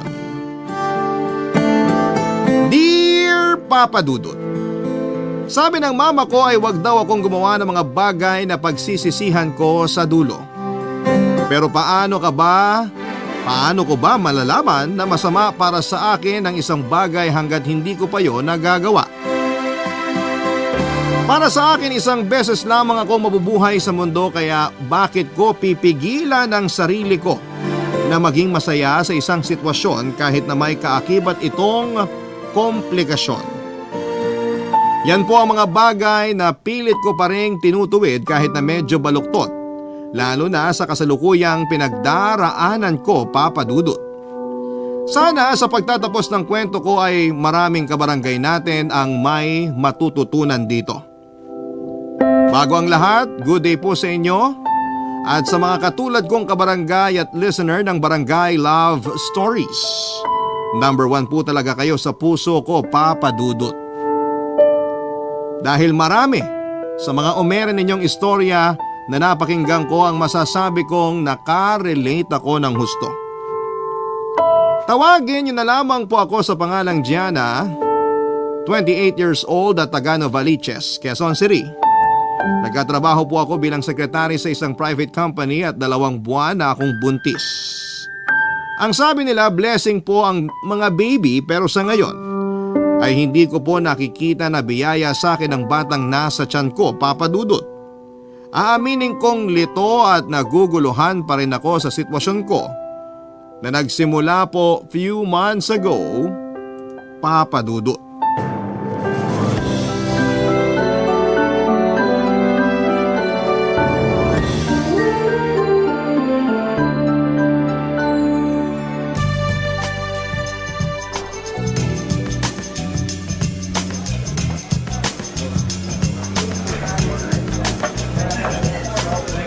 Wow! Totoo ba to? Nandito tayo ngayon sa bar? Oo. Gusto mo sampalin kita para malaman mong hindi ka nananaginip? Grabe naman sa sampalin, Bes. Parang di kaibigan, no? Nakaka-hurt ka ng feelings. Pwede ba tigilan mo yan? Umorder ka pa ng inumin, sagot ko. Wow! Sige, pero mamaya na. Di ko pa maubos yung iniinom ko eh. Hay, hina mo! Dati nung nag-aaral pa tayo, ikaw yung panayaya sa akin sa mga inuman. Pati ikaw yung pinakamalakas uminom. Huwag mo sabihing pinasa mo na yung corona mo sa akin. Napaka mo naman. Siyempre ako pa rin yung BFF mong malakas uminom. Pero ngayon kasi ayokong maglasing. Bilin kasi ng boyfriend ko, wag akong iinom ng marami. Yan talagang mga boyfriend na yan? Masyadong pakialamero. Hoy, hindi naman. Worried lang sa akin yung honey bunch ko, kaya kinikilig ako. Alam mo ba? O sige, tuloy mo. Susungal-ngaling kita ng bote. Guard! May bayolente! Huwag ka na kasi magkwento tungkol sa boyfriend mo. Alam, nakaka-break lang nung tao tapos puro ka pa ganyan. Mag-usap na lang tayo tungkol sa investment, alokin mo na lang ako ng insurance o di kaya kung ano-anong theory tungkol sa mga alien. Wag lang yan, bes! Sorry na. Akala ko kasi hindi ka na-affected sa breakup nyo kasi nagbabar na tayo. Last week lang nagkukulong ka sa kwarto mo. Tumatawag pa sa akin mama mo kasi ayaw mo lumabas para man lang kumain. Last week yon, pero hindi na ngayon. So hindi ka na nasasaktan. Nasasaktan pa rin, pero sino ba siya?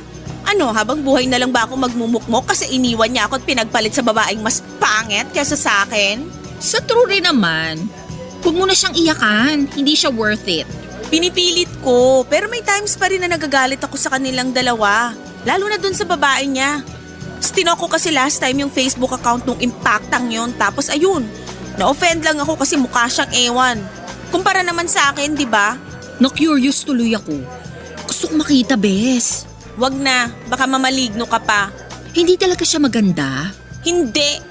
Mukha siyang kapre, tikbalang, laman lupa, engkanto, manananggal. Malandi siya, makate, higad, haliparot. Magsama sila ng ex kong tukmol. Oo.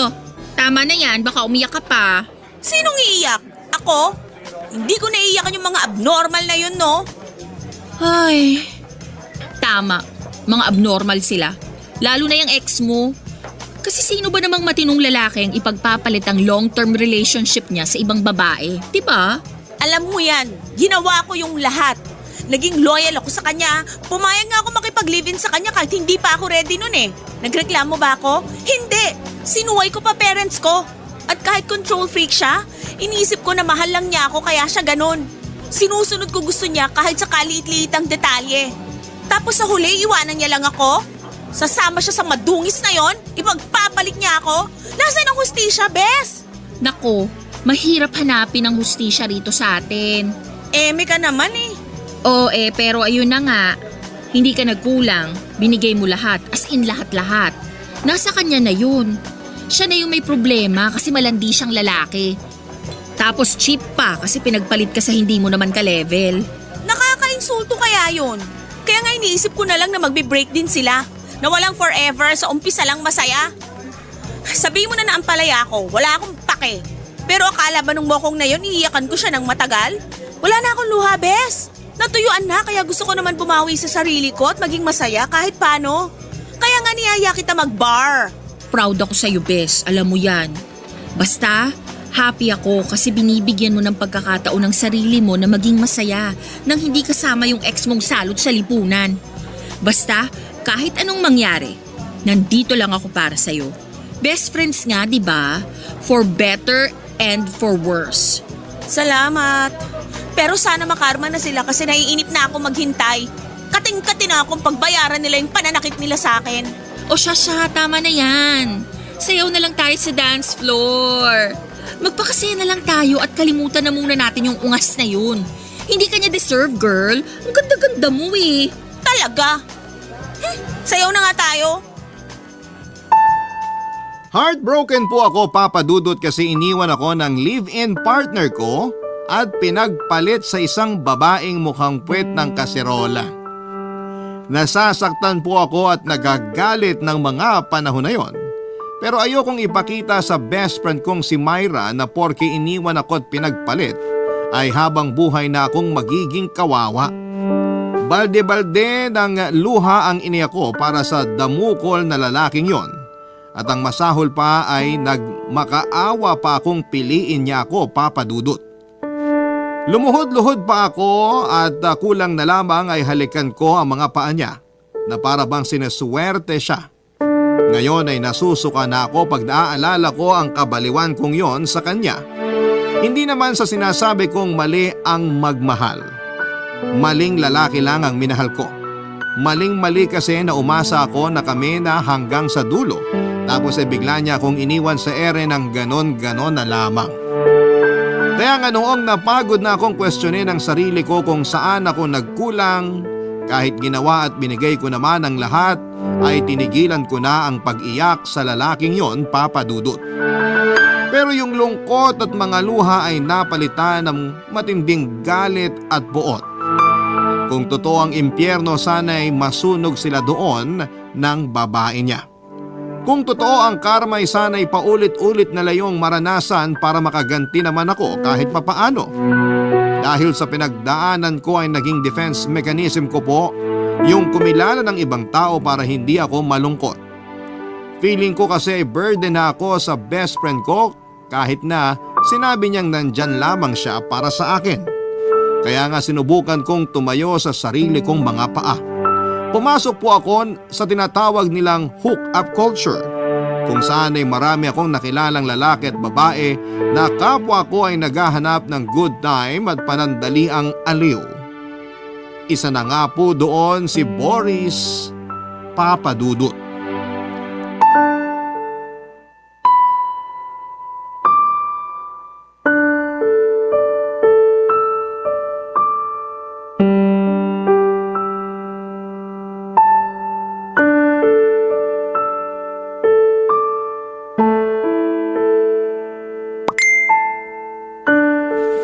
Boris! Boris, gising! Ano ba yun? Anong ba yun? Ang ingay kaya ng phone mo. May kanina pa chat ng chat sa'yo. Tingnan mo na nga. Baka may emergency or what? Ay, storbo naman. Sino ba to? Sino ba yan? Ha? Wala. Walain mo mukha mo.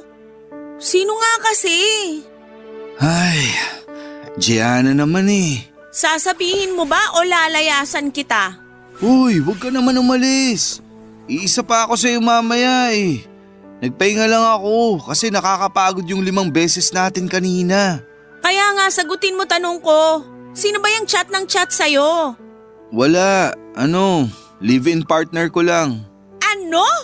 May live-in partner ka na palang ungas ka? Meron, pero hindi ko na siya mahal. Kaya nga ako nakikipag-hook up sa'yo kasi ayoko na sa kanya. Wala naman talaga akong pakialam sa relasyon yung dalawa kasi wala naman tayong relasyon. Pero hindi lang ako makapaniwala na certified manloloko ka. Oh, saan ka pupunta? Gianna naman. Nakuha mo pa talagang magtanong? Hindi ba halata? Iiwanan na kita kasi nabubwisit na ako sa'yo. Huwag mo naman gawin sa akin to. Sayang binayad natin sa motel kung di natin susulitin check-in natin. Upo ka muna rito sa tabi ko. Dali na.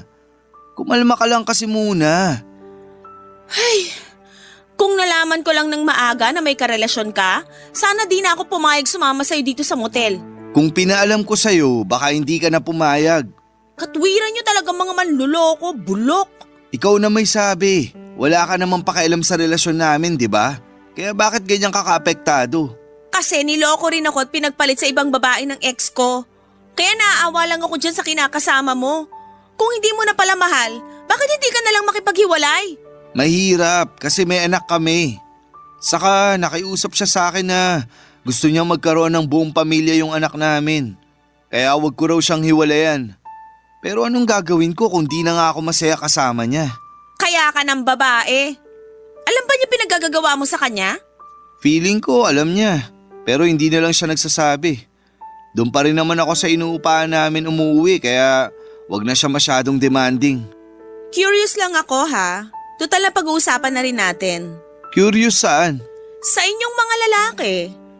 Ano yung reason nyo? Bakit bigla-bigla na lang kayo fall out sa mga partner nyo? Maraming dahilan, pero ako kasi nawala na yung pagmamahal ko sa kanya. Kasi masyado siyang taklesa. Lagi niya akong tinatalakan. Daig pa niya nanay ko. Hindi nga ako napagsalitaan ng maaanghang ng sarili kong ina tapos siya kung ano-anong masasakit yung sinasabi sa akin kapag nag-aaway kami. Dahil lang doon? Nasaktan kaya ego ko. Apak na apak pagkalalaki ko sa kanya. For sure may dahilan kung bakit niya yun nasabi sa'yo. Kasi ganun kaming mga babae. Hindi kami nangaaway ng basta-basta. Talaga? Bakit kanina muntik mo na nga akong layasan at awayin dahil lang nalaman mong may kinakasama ako? Di ka ba nakinig? Naalala ko lang ginawa sa akin ng ex ko. Nakita ko siya sa'yo kaya nabwisit ako. Pero hindi ako yung ex mo. Magkaibang lalaki kami. At wala tayong relasyon para magalit ka sa akin ng ganun. Ay, sa bagay, para naman akong tanga sa asal ko kanina. Problema mo na yan kung magkahulihan kayo ng live-in partner mo ha. Basta labas ako dyan, huwag niyo akong indadamay. Bakit naman kita idadamay? Hindi mangyayari yun kasi matinik ako. Siguraduhin mo lang yung pinagsasasabi mo. Ayoko ng gulo. Walang mangyayaring ganun. Kaya huwag ka nang mag-alala. Saka, wag na nga natin siya isali sa usapan. Parang gusto ko na lang ulit may mangyari sa atin. Ready ka na ba ulit? In a relationship na pala si Boris pero aminadong manloloko. Wala akong pakialam sa bagay na yon not until sinabi niya sa akin ang katotohanan. Nung una ay gusto ko siyang suntukin sa mukha kasi iniiputan niya sa ulo yung syota niya at kinakasama niya pero naisip ko na huwag na lang kasi baka mapuruhan ko pa at mademanda pa ako. Masasabi ko naman Papa Dudut na na-enjoy ko yung nangyari sa amin ni Boris ng gabing yon at naulit pa nga nang naulit ang hookup namin kahit na alam kong may karelasyon na siya. Ewan ko ba, hindi na ako nandidiri na dalawa niya kaming kinakasama basta sinabihan ko siya na huwag na lamang niyang bubuntisin ako. Magaling kasi si Boris at panalo ang performance niya, Papa Dudut. Hinahanap-hanap ko. Kaya lang ay nagkaproblema lamang kami noong naramdaman kong naging masyado na siyang clingy. May isang beses na hindi na lamang siya nagte-text sa akin para makipag-hook up kung ano-anong sweet messages na ang kanyang pinapadala na parang magjowa na rin kaming dalawa. Na kinainisan ko naman Papa Dudut. Akala ko ay trip lamang niya at mawawala rin pag nahimasmasan na siya kaso ay consistent po talaga si Boris sa pagpapadala ng ganong klase ng mga mensahe. Ang malupit pa ay nagsabi siya sa akin na gusto niya akong ligawan. Anak naman ng teteng Papa Dudut. Nakakaloka ang mga pangyayaring yon. Barangay Love Stories. Barangay Love Stories.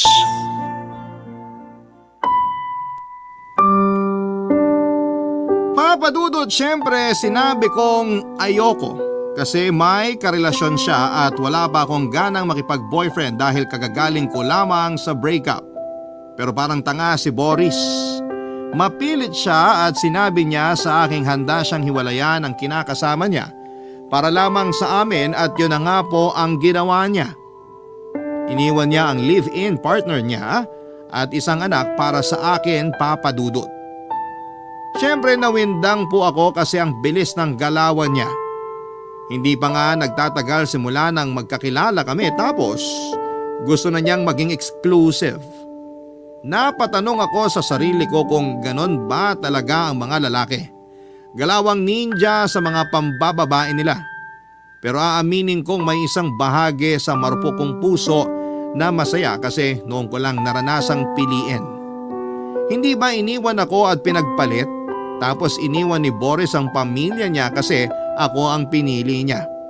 Feeling ko talaga ay bida ako sa isang teleserye ng mga panahong yon. Sa kabilang banda ay hindi ko naman po sinabi kay Boris na gawin niya mga bagay na yon. Vocal ako na ayaw ko pang pumasok sa panibagong relasyon pero hindi ko naman siya matanggihan kapag nagyayaya siyang may mangyari sa amin. Kumbaga sa review, 5 stars po sa akin si Boris at satisfied customer niya ako sa kanyang serbisyo. Nagbibingi-bingihan na lamang ako kapag ino-open niya ang tungkol sa estado ng relasyon namin pagkatapos may mangyari sa amin. Akala ko kaya ko yung baliwalain hanggang sa nagsawa na ako at nakwento ko ngayon sa kaibigan kong si Myra, Papa Dudut.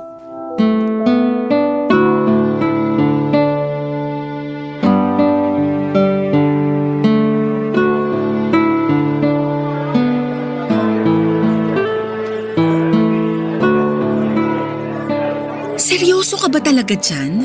Saan? Sa sinabi kong nakikipag-hook up ako at ngayon meron ng lalaking obsessed na obsessed sa akin? Oo, dyan. At dyan pa sa lalaking yan. Ano nga ulit yung pangalan niya? Boris. My goodness, Bes. Hindi ko akalain na yan palang pinagagawa mo sa loob ng 1 linggong hindi natin pag-uusap. Correction. 1 linggo at 3 araw. Ganun na rin yun. Ano ba kasing masama doon? Marami naman gumagawa noon, di ba? No feelings attached, ika nga. Marami nga pero hindi ibig sabihin gagawin mo na rin. Malaki na ako, Bes. Hindi na ako teenager na dapat pagbawalan sa mga gusto kong gawin. Kaya ko na magdesisyon para sa sarili ko. Malapit na nga ako mag-30 eh. Kahit na. Paano kung mapahama ka dyan? Masalvage ka. Pinagsasasabi mo. Okay lang ako oh. Kita mo bang may kulang sa body parts ko?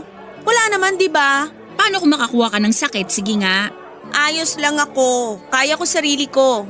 Ginagawa mo ba yan kasi gusto mong maghiganti sa ex mong manloloko at nang iwan sa'yo? Ginagawa ko to para sa sarili ko. Para kalimutan siya. Sa lagay pipigilan ko na lang sarili ko na sumaya katulad niya. Nung nambabae siya di nga niya ako inisip. Kaya ba't ko siya iisipin sa panlalalaki ko? Saka wala na rin naman kami. Hiwalay na kami. Single na ako kaya wala na akong inaapakang ibang tao. Ay, maliban na lang pala dun sa kinakasama ni Boris. O kita mo na? Naging kabit ka pa? Excuse me, hindi naman kami ni Boris. Kaya paano ako magiging kabit? Sige nga. Pero may karelasyon pa rin siyang tao. Sana kung gaganyan ka lang din pala, doon na sa kapwa mo single, para wala na kayong masaktan. Sorry, okay? Bago lang naman ako sa hookup culture na to. Malay ko ba sa rules and regulations na yan? Basta ako, one night stand lang habol ko kay Boris. Kaso naulit pa nang naulit hookup namin kasi magaling talaga siya sa kama. Mas magaling pa siya sa ex ko na madalas pilipeki ko lang yung Huwag mo nang ituloy, Bes. Nakakaloka ka. Mas naloloka ako kay Boris kasi parang baliw na siya sa akin, Bes. Mantakin mo, hihiwalay niya yung live-in partner niya para lang opisyal akong ligawan? Sinabi mo ba sa kanyang ayaw mo maging exclusive kayo? Sinabi ko na. Para na nga akong sirang plaka kakapaulit-ulit sa kanya kaso ewan. Di ko alam kung tanga lang ba siya o nagbibingi-bingihan. Ang hirap ng sitwasyon mo. Gusto mo siya na ayaw mo. Paano mo naman nasabi na gusto ko siya? Kasi sabi mo magaling siya sa kama. Hindi mo naman siya babalik-balikan kung hindi ka nasasatisfy sa bagay na yun. Tama rin naman. Hirap lang kasi sa kanya bakit kailangan niya pang gawing komplikado yung lahat. Bakit hindi na lang kami maging magka-hook up forever? Sira, hindi pwede yung sinasabi mong forever. Ano? Hanggang pagtanda gusto mo para usan ka lang? Sakit mo naman magsalita. Masakit talaga ang katotohanan, Bes. Saka tama naman sinabi ko. Oo na. Pero sa ngayon hindi ko siya kayang bitiwan. Ayoko naman makipagkilala sa iba kasi paano na lang kung hindi nila mapantayan yung galing niya sa kama. Di sayang lang effort ko. Hindi ko akalain may ganyan ka palang side. Hindi na kita kilala. Pero sabi mo BFF pa rin tayo. For better or worse nga, di ba? Oo, kaya lang wag mo naman ipahamak ang sarili mo, Bes. Mamaya imbes na panandali ang aliw lang ang hanap mo. Makarma ka sa pinagagagawa mo. Gusto ko lang naman maging masaya. Kung kakarmahin pa ako dahil lang sa bagay na yun, aba, maawa naman sa akin ang universe. Hindi ko yun deserve. Ewan ko sa'yo, hindi na kita carry.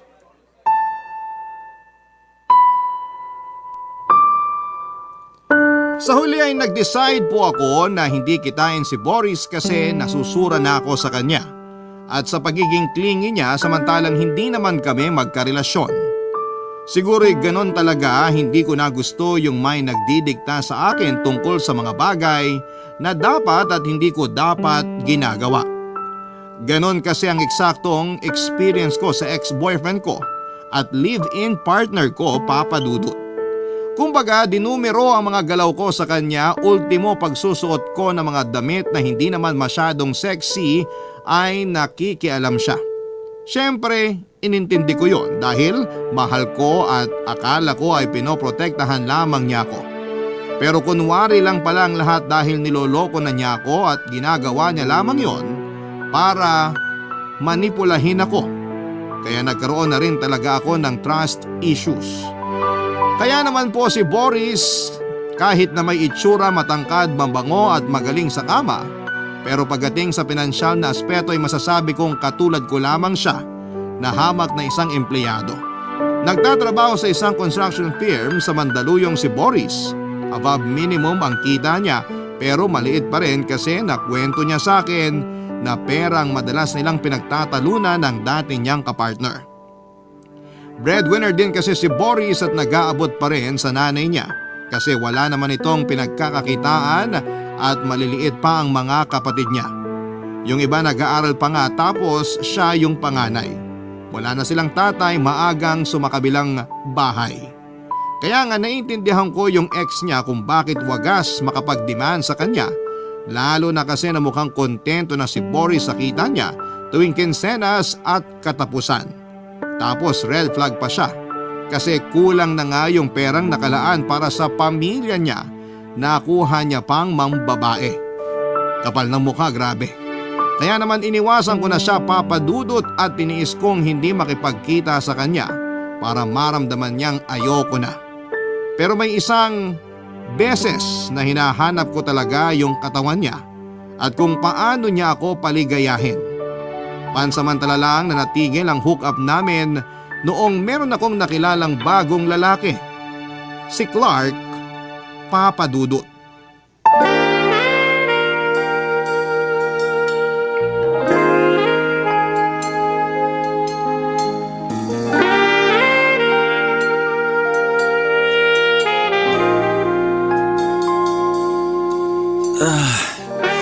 Grabe, Gianna.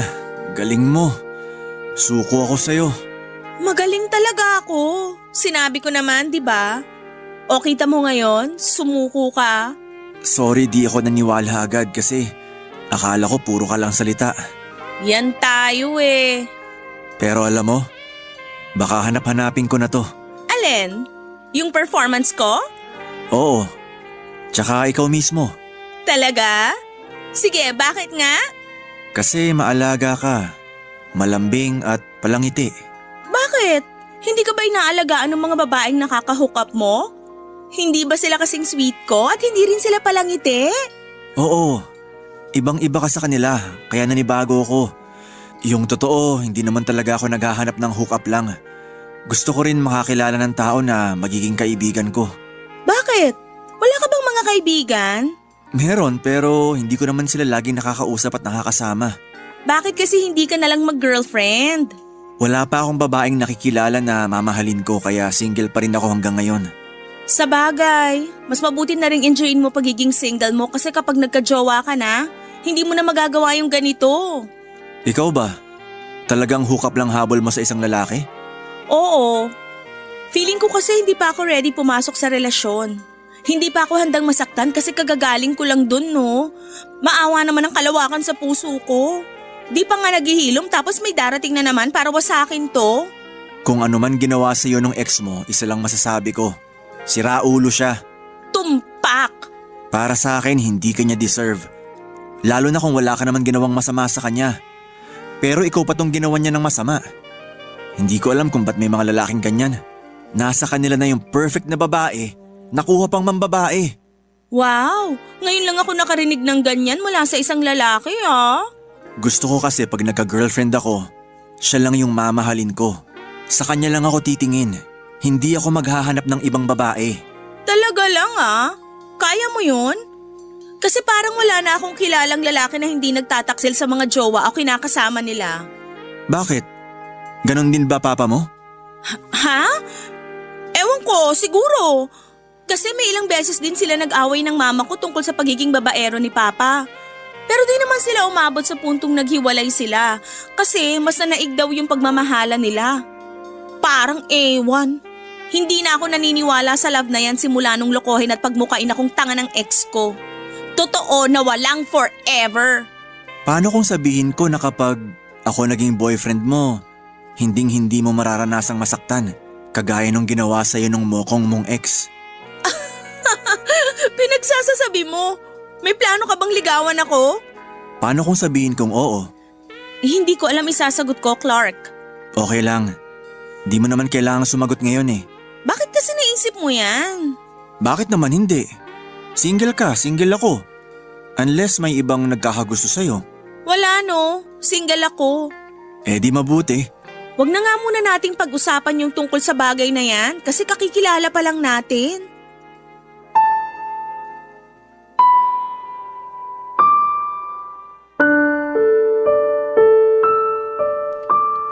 Kumpara kay Boris ay mas may pera si Clark. Charismatic din siya, single, walang sabit at walang responsibilidad sa pamilya kaya solong-solo niya ang kita niya. May negosyo siyang isang coffee shop at kasama niya ang best friend niya at kababata niya doon. Bukod doon ay freelance videographer din si Clark Papadudut. Marami siyang plano sa buhay tulad ng pagtatayo ng sarili niyang studio at kung ano-ano pa. Malayong malayo talaga si Clark kay Boris pero masasabi kong mas type ko ang itsura ni Boris. Sakto lang din sa kama si Clark. Gusto niya na siya lagi yung tinatrabaho, paano naman ako. Pero hindi ko siya mabitawan kasi grabe siyang magregalo. Ni-spoil niya ako sa material ng mga bagay at sa atensyon. Yung mga bagay na ibinibigay niya sa akin ay never kong naranasan sa ex ko. Niwala ngang pabulaklak ang mokong na yon sa 5 taon naming magkarelasyon kasi sayang daw sa pera. Nabubulok lang din daw. Tapos wala man lang kahit sweet long messages kasi nakukornihan siya. Sa huli malalaman kong ginagawa niya pala yon sa bago niyang babae. Unfair pero bahagi na lamang siya ng nakaraan ko. Hindi ko lang mapigilang hindi magdamdam kapag kinakain ako ng insecurity. Basta iniisip ko na lamang na mas maganda pa rin ako sa pinalit niya sa akin. At yun na lamang po yung bagay na nagbibigay ng motivation sa akin. Pero bumalik tayo sa kinakwento ko, Papadudut. Sinabi ko po kay Clark na wala akong boyfriend at walang naghahabol sa akin pero nalaman po ni Boris na may iba na akong lalaking kinakahumalingan. Kaya naman gumawa siya ng paraan para guluhin at sirain kami. Isang gabi bigla na lamang pong sumulpot si Boris sa parking lot ng restaurant na kinakainan namin ni Clark at doon siya nag-iskandalo, Papadudut. Basta ang natatandaan ko na lamang noon ay nagkainitan sila ni Clark at nagpang-abot sila sa parking lot ng restaurant, Papadudut. Barangay Love Stories. Barangay Love Stories. Papadudut, nagulat po ako kay Boris sa mga ginawa niya at sinabihan siya ng mga masasakit at maanghang na salita ng gabing yon. Kita ko po sa mga mata niya na mangyak-ngyak siya pero wala na akong pakialam pa. Ang kapal na mukha niyang manggulo at mag-amok. Pasalamat nga siya kasi naawat ko si Clark na wag na siyang idemanda kahit na matapos niya itong suntukin sa mukha nito. May sugat din naman at pasa sa mukha si Boris kasi napuruhan din siya ni Clark, Papadudut. Naawa nga ako kasi nabangasan yung gwapo niyang mukha pero ayos na rin yon para mabawasan ang kakapalan nito. Sa huli napaalis ko na rin si Boris pero sa akin naman po nagalit si Clark. Nagsinungaling daw ako sa kanya na wala akong sabit kasi hindi niya inaasahan na merong Boris na lilitaw para mang-away at manira ng gabi namin.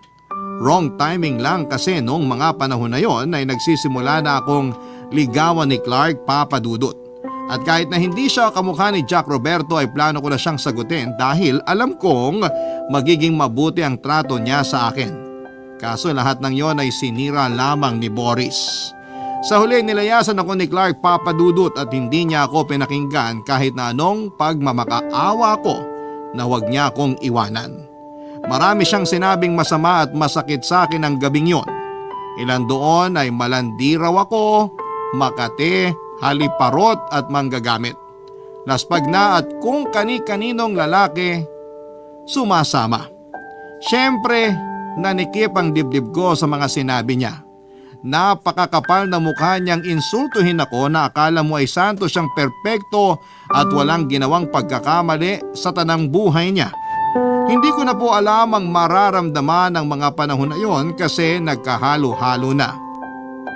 Galit, dismayado, lungkot, panliliit sa sarili na may pandidiri na rin. Para akong nabagok sa simento matapos akong magkaroon ng realization sa buhay tungkol sa mga bagay na mga pinaggagawa ko. Hindi kasi ako dating ganon, Papa Dudut. Submissive ako, loyal at mapagmahal. Hindi ko akalain na babaguhin ako ng heartbreak ko para maging isang pakawalang babae na sarili lang ang iniisip niya. At dahil nga po sa mga nangyari, parehong nawala sa akin sina Boris at Clark. Hindi na nila ako kinonta katulad ng dati. Inisip ko na baka nagpapalipas lamang sila ng sama ng loob kaya sinulit ko na lamang yung pagkakataon na hindi nila ako ginugulo. Kaya lang may nangyari na hindi ko po lubos na inaasahan. Nalaman ko po na buntis ako, Papa Dudut. Hindi po ako magaling sa math kaya hindi ko na backtrack kung sino kina Boris at Clark ang nakabuntis sa akin. Pero hindi naman kasi nagkakalayo yung pagitan ng mga araw simula nang nakilala ko sila. May times na pinagsabay ko pa nga sila lalo na noong nabore ako sa performance ni Clark. Kaya nakipagkita ako kay Boris kinabukasan para makipag-hook up. Kaya hindi ko talaga alam kung sino sa kanilang dalawa ang ama ng anak ko. Si Clark po kaagad ang unang pumasok sa isipan kong kontakin pero cannot be reached siya. Nataranta na po ako ng mga panahong yon kaya kinailangan ko si Boris. Mabuti na lamang dahil pumayag siyang makipagkita sa akin ng mga panahong yon, Papa Dudut.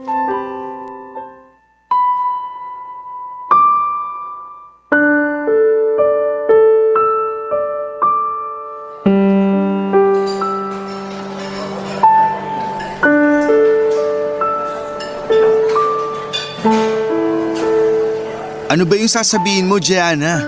Pwede bang sabihin mo na? Bakit parang hindi ka mapakali dyan?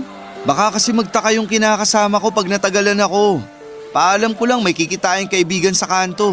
Wow, parang kailan lang baliw na baliw ka pa sa akin ah. So nagkabalikan na pala kayo ng live-in partner mo. Oo, dahil pinatawad niya ako ulit nung nagmakaawa ako sa kanya. Sabi ko magbabago na ako, alang-alang sa pamilya namin. Sinasabi na nga ba? Kung sinagot kita at naging tayo, malamang iiwan mo pa rin ako pag naburyong ka na sa akin at babalik-balik ka pa rin sa pamilya mo. Hindi naman naging tayo, di ba? Kasi may iba ka na at halatang mas gusto mo yung lalaking yun kesa sa akin. Wala ka nang pakialam doon. Ikaw lang naman yung nagkagusto sa akin. Di ko naman sinabi na ma-fall ka. Vocal ako na hindi pa ako ready pumasok sa relasyon. Wag mo na nga ipamukha sa akin yung tungkol sa bagay na yan. Kasi kahit anong sabihin mo, hindi ako maniniwala sa'yo. Katulad din kita, Gianna. Sinasabi mo lang yan kasi di mo ako gusto. Pero alam kong handa ka makipagrelasyon sa lalaking yun kasi gusto mo siya. Pwede ba? Wag na nga natin pag-usapan yung bagay na yun. Hindi siya ang dahilan kaya ako nakipagkita sa'yo. Tutal wala na rin naman kami kasi sinira mo na yung dapat nabubuo naming samahan. Kung di ka ba naman epal at makapal ang muka. Susumbatan mo lang ba ako kaya ka nakipagkita sa akin? Kasi kung oo, hindi pa ba sapat yung mga masasakit na salitang sinabi mo sa akin nung gabing yun? Pasalamat ka, hindi ako nananampal ng babae. Subukan mo lang nakantiin ako. May kalalagyan ka, Boris. Ano ba kasing dahilan mo? Dalian mo, naiinip na ako. Buntis ako. Ano ka mo? Kahit talaga kailan, hilig mong umarting tanga. Uulitin ko ha. Buntis ako. Ikaw yung ama. Kapal naman ang mukha mong ipaako sa akin yung batang yan. At bakit hindi ko ipapaako sa'yo? Ilang beses mo akong ginalaw. Pero may nangyayari rin sa inyo ng lalaking yun. Kaya paano ako makakasiguro na sa akin nga yung batang nasa tiyan mo? Kapal naman ang pagmumukha mong sabihin niyang bagay na yan. Mas makapal ang mukha mo kasi gusto mong ipaako sa akin yung batang yan. Napaka walang kwenta mong lalaki. Bahala ka na kung anong gusto mong itawag sa akin. Pero ayoko sa batang yan. Huwag mo sa akin ipaako yan kasi hindi ko rin yan tatanggapin. Minahal kita, Gianna. Pero pinagmukha mo lang akong tanga. Ininsulto mo pa pagkalalaki ko at minaliit pagkatao ko. Tapos ngayon ipapaako mo sa akin yung bunga ng kalandian mo? Tumigil ka na! Kapal na mukha mo pagsalitaan ako ng ganyan! Masakit ba? Kasi kung oo, dinaramdaman mo rin yung pinaramdam mo sa akin noon. Akala mo kung sino ka eh. Yan na yung karma mo. Kung ayaw mo sa batang to, di wag! Wag mo lang talaga siyang hahabol-habulin pag dumating na yung araw na kainin ka ng konsensya mo kasi pinabayaan mo siya. Napaka-irresponsable mong ama. Hindi mangyayari yung sinasabi mo. Kasi alam ko sa sarili kong hindi sa akin yung batang yan. Kung akin man yan, di ko na yan kargo. Kaya bahala ka na sa buhay mo. Bahala ka na kung paano mo siya palalakihin. Wag mo na rin akong guguluhin kasi ayoko nang makita ang pagmumukha mo. Wow! Kung makapagsalita ka, akala mo kung sino kang perpekto at hindi nagloko ah. Pero nagbabagong buhay na ako. Gusto ko nang ayusin lahat sa amin ng pamilya ko. Kaya bahala ka na sa buhay mo.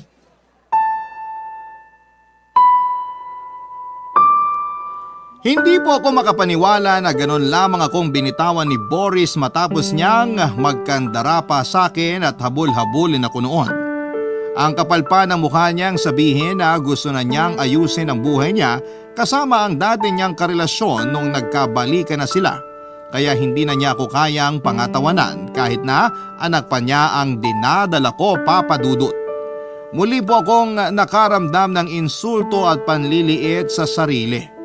Agad na nagbalik sa akin yung mga araw na hindi ako pinili ng ex ko at iniwan ako para sa ibang babae. Yun kasi ang eksaktong pinaramdam sa akin ni Boris ng mga panahon na yon. Gusto ko sanang magmakaawa sa kanya pero hindi ko na ginawa pa. Sa isip ko kung ayaw niyang akuin ng bata ay kay Clark na lamang ako lalapit dahil meron din namang posibilidad na siya ang tatay ng baby sa tiyan ko. Kung saan saang simbahan na ako nagdasal para lamang maging kay Clark ang ipinagbubuntis ko. Kasi kung sakaling sa kanya nga ang anak ko ay may chance na ulit na matuloy yung naudlot naming relasyon. Kumpiyansa po ako na mapapatawad niya ako at babalik yung dati niyang amor sa akin dahil magiging isang pamilya na kami. Kaya nga ginawa ko ang lahat ng paraan para makontak siya kahit na inabot pa ako ng ilang araw. Grabe naman kasi si Clark. Blinak ako sa lahat ng social media at nirestrict sa mobile number niya.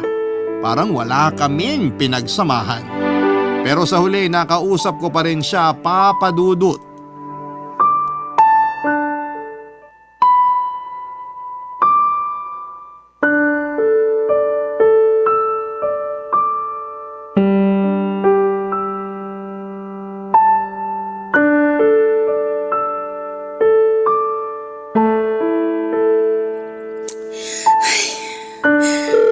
Ayun, nagring. Please, Clark, sagutin mo na.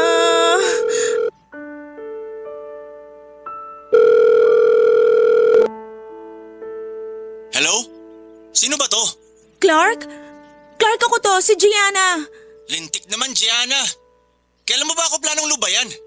Tsaka paano mo nalaman tong number ko? Hindi na mahalaga kung paano kasi ang importante nakausap kita. Tinik mo rin talagang babae ka, no? Clark naman, hanggang ngayon ba galit ka pa rin sa akin? Aba, sinong di magagalit sa'yo? Sinungaling ka eh. Sabi mo walang naghahabol sa'yo tapos meron palang baliw na nagkakandara pa sa'yo. Ikaw na may sabi, baliw si Boris. Saka hindi ko siya gusto, siya lang naman yung may gusto sa akin eh. Kahit na. Ayoko nang may umaaliligid sa'yo na para bang asong nauulol. Kaya kung gusto mo sa kanya, dun ka na. Hindi kita hahabulin. Akala ko ba gusto mo ko? Sabi mo mahal mo ako at gusto mo pa nga akong ligawan. Tapos ngayon kung makapagsalita ka parang wala tayong pinagsamahan ah. Dati yun. Pero na-realize ko na nadala lang ako ng damdamin ko. Hindi pala talaga kita gusto. Lalo na nung nalaman ko na pinagsasalitan mo kami ng damukol na Boris na yun. Napakalandi mo, Gianna. Nakakadiri ka. Wag mo na ulit akong tatawagan. Sandali lang naman. Ano ba kasi yun? May sasabihin ako. Mahalaga, kaya kita kinontak. Kung makikipagbalikan ka sa akin, ngayon pa lang wag ka na umasa. Kasi natauhan na ako. Iniisip ko pa lang na makita pagmumukha mo, nasusuka na ako. Hindi naman yan yung bagay na sasabihin ko. Pero baka magbago isip mo pag nalaman mo. Ano ba kasi yun? Masyado kang pasuspense. Buntis ako, Clark. Ikaw, ama. Sira ulo ka ba? Paano ko magiging tatay ng batang nasa tiyan mo? Dalawa kaming gumalaw sa'yo. Malay ko kung meron pang iba. Malandi ka, di ba? Basta sigurado akong ikaw tatay nito. Gusto mo pa DNA test natin yung baby kapag lumabas? Pa-DNA test mo mukha mo. Di ako mag-aaksaya ng panahon para gastusan yung gimmick mo. Anong gimmick pinagsasasabi mo dyan? Hindi tayo naglalaro rito, Clark. Buntis ako, kakapacheck up ko pa nga lang. Gusto mo bang makita yung sonogram ng anak natin? Hindi ako interesado sa batang yan. Kaya wag mo nga ipagpilit ang anak ko yan. Pagkatapos na panloloko mo sa akin, gusto mo pa akong bigyan ng responsibilidad? Nasaan ang konsensya mong babae ka? Mahiya ka nga sa pinaggagawa mo? Please, Clark, wag mo naman gawin sa akin to. Wag mo naman akong iwanan ng basta-basta. Baby mo pa rin naman tong nasa tiyan ko. Paano na lang pag lumaki yung anak natin? Wala siyang kikilalaning tatay. Hindi ko na kasalanan yun. Total, pinili mo namang palakihin siya. Ha? Anong ibig mong sabihin? May choice ka naman na ipalaglag siya kung ayaw mo sa kanya eh. Kasi sigurado ako na ayoko sa batang yan, Gianna. Ganyan ka na ba talaga kasama? Naisip mo pa yung kademonyohang yon? Hindi ka ba kinikilabutan? Hindi! Kung ayaw mo magkaroon ng responsibilidad sa pagpapalaki ng sanggol na yan, edi ngayon pa lang alisin mo na siya sa tiyan mo. Wala na akong pakialam sa'yo. Bye! Hello? Hello? Clark? Hello?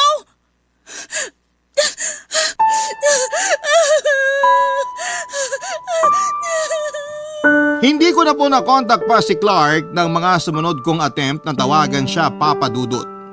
Ang bilis niya akong na-block at hindi ko na rin alam kung saan ko siya hahanapin dahil kaunti lang naman ang impormasyong na ibigay niya sa akin noong maayos pa ang relasyon naming dalawa. Si Boris naman ay nilinaw na wala na rin planong makipagkita sa akin para akuin ang batang hindi ko sigurado kung anak ba niya o ano. Basta para akong pinagsakluban ng langit at lupa ng mga panahong yon kaya umiyak na lamang ako pagkatapos. Hindi nga nagtagal ay sumuko na lamang ako sa kakakontak sa dalawang lalaking dahilan kung bakit ako nasa miserableng sandali ng buhay ko ngayon. Gulong-gulo po ako, Papa Dudut, at hindi ko alam kung ipagpapatuloy ko pa ba ang pagbubuntis sa baby ko pagkatapos ng lahat ng mga nangyari.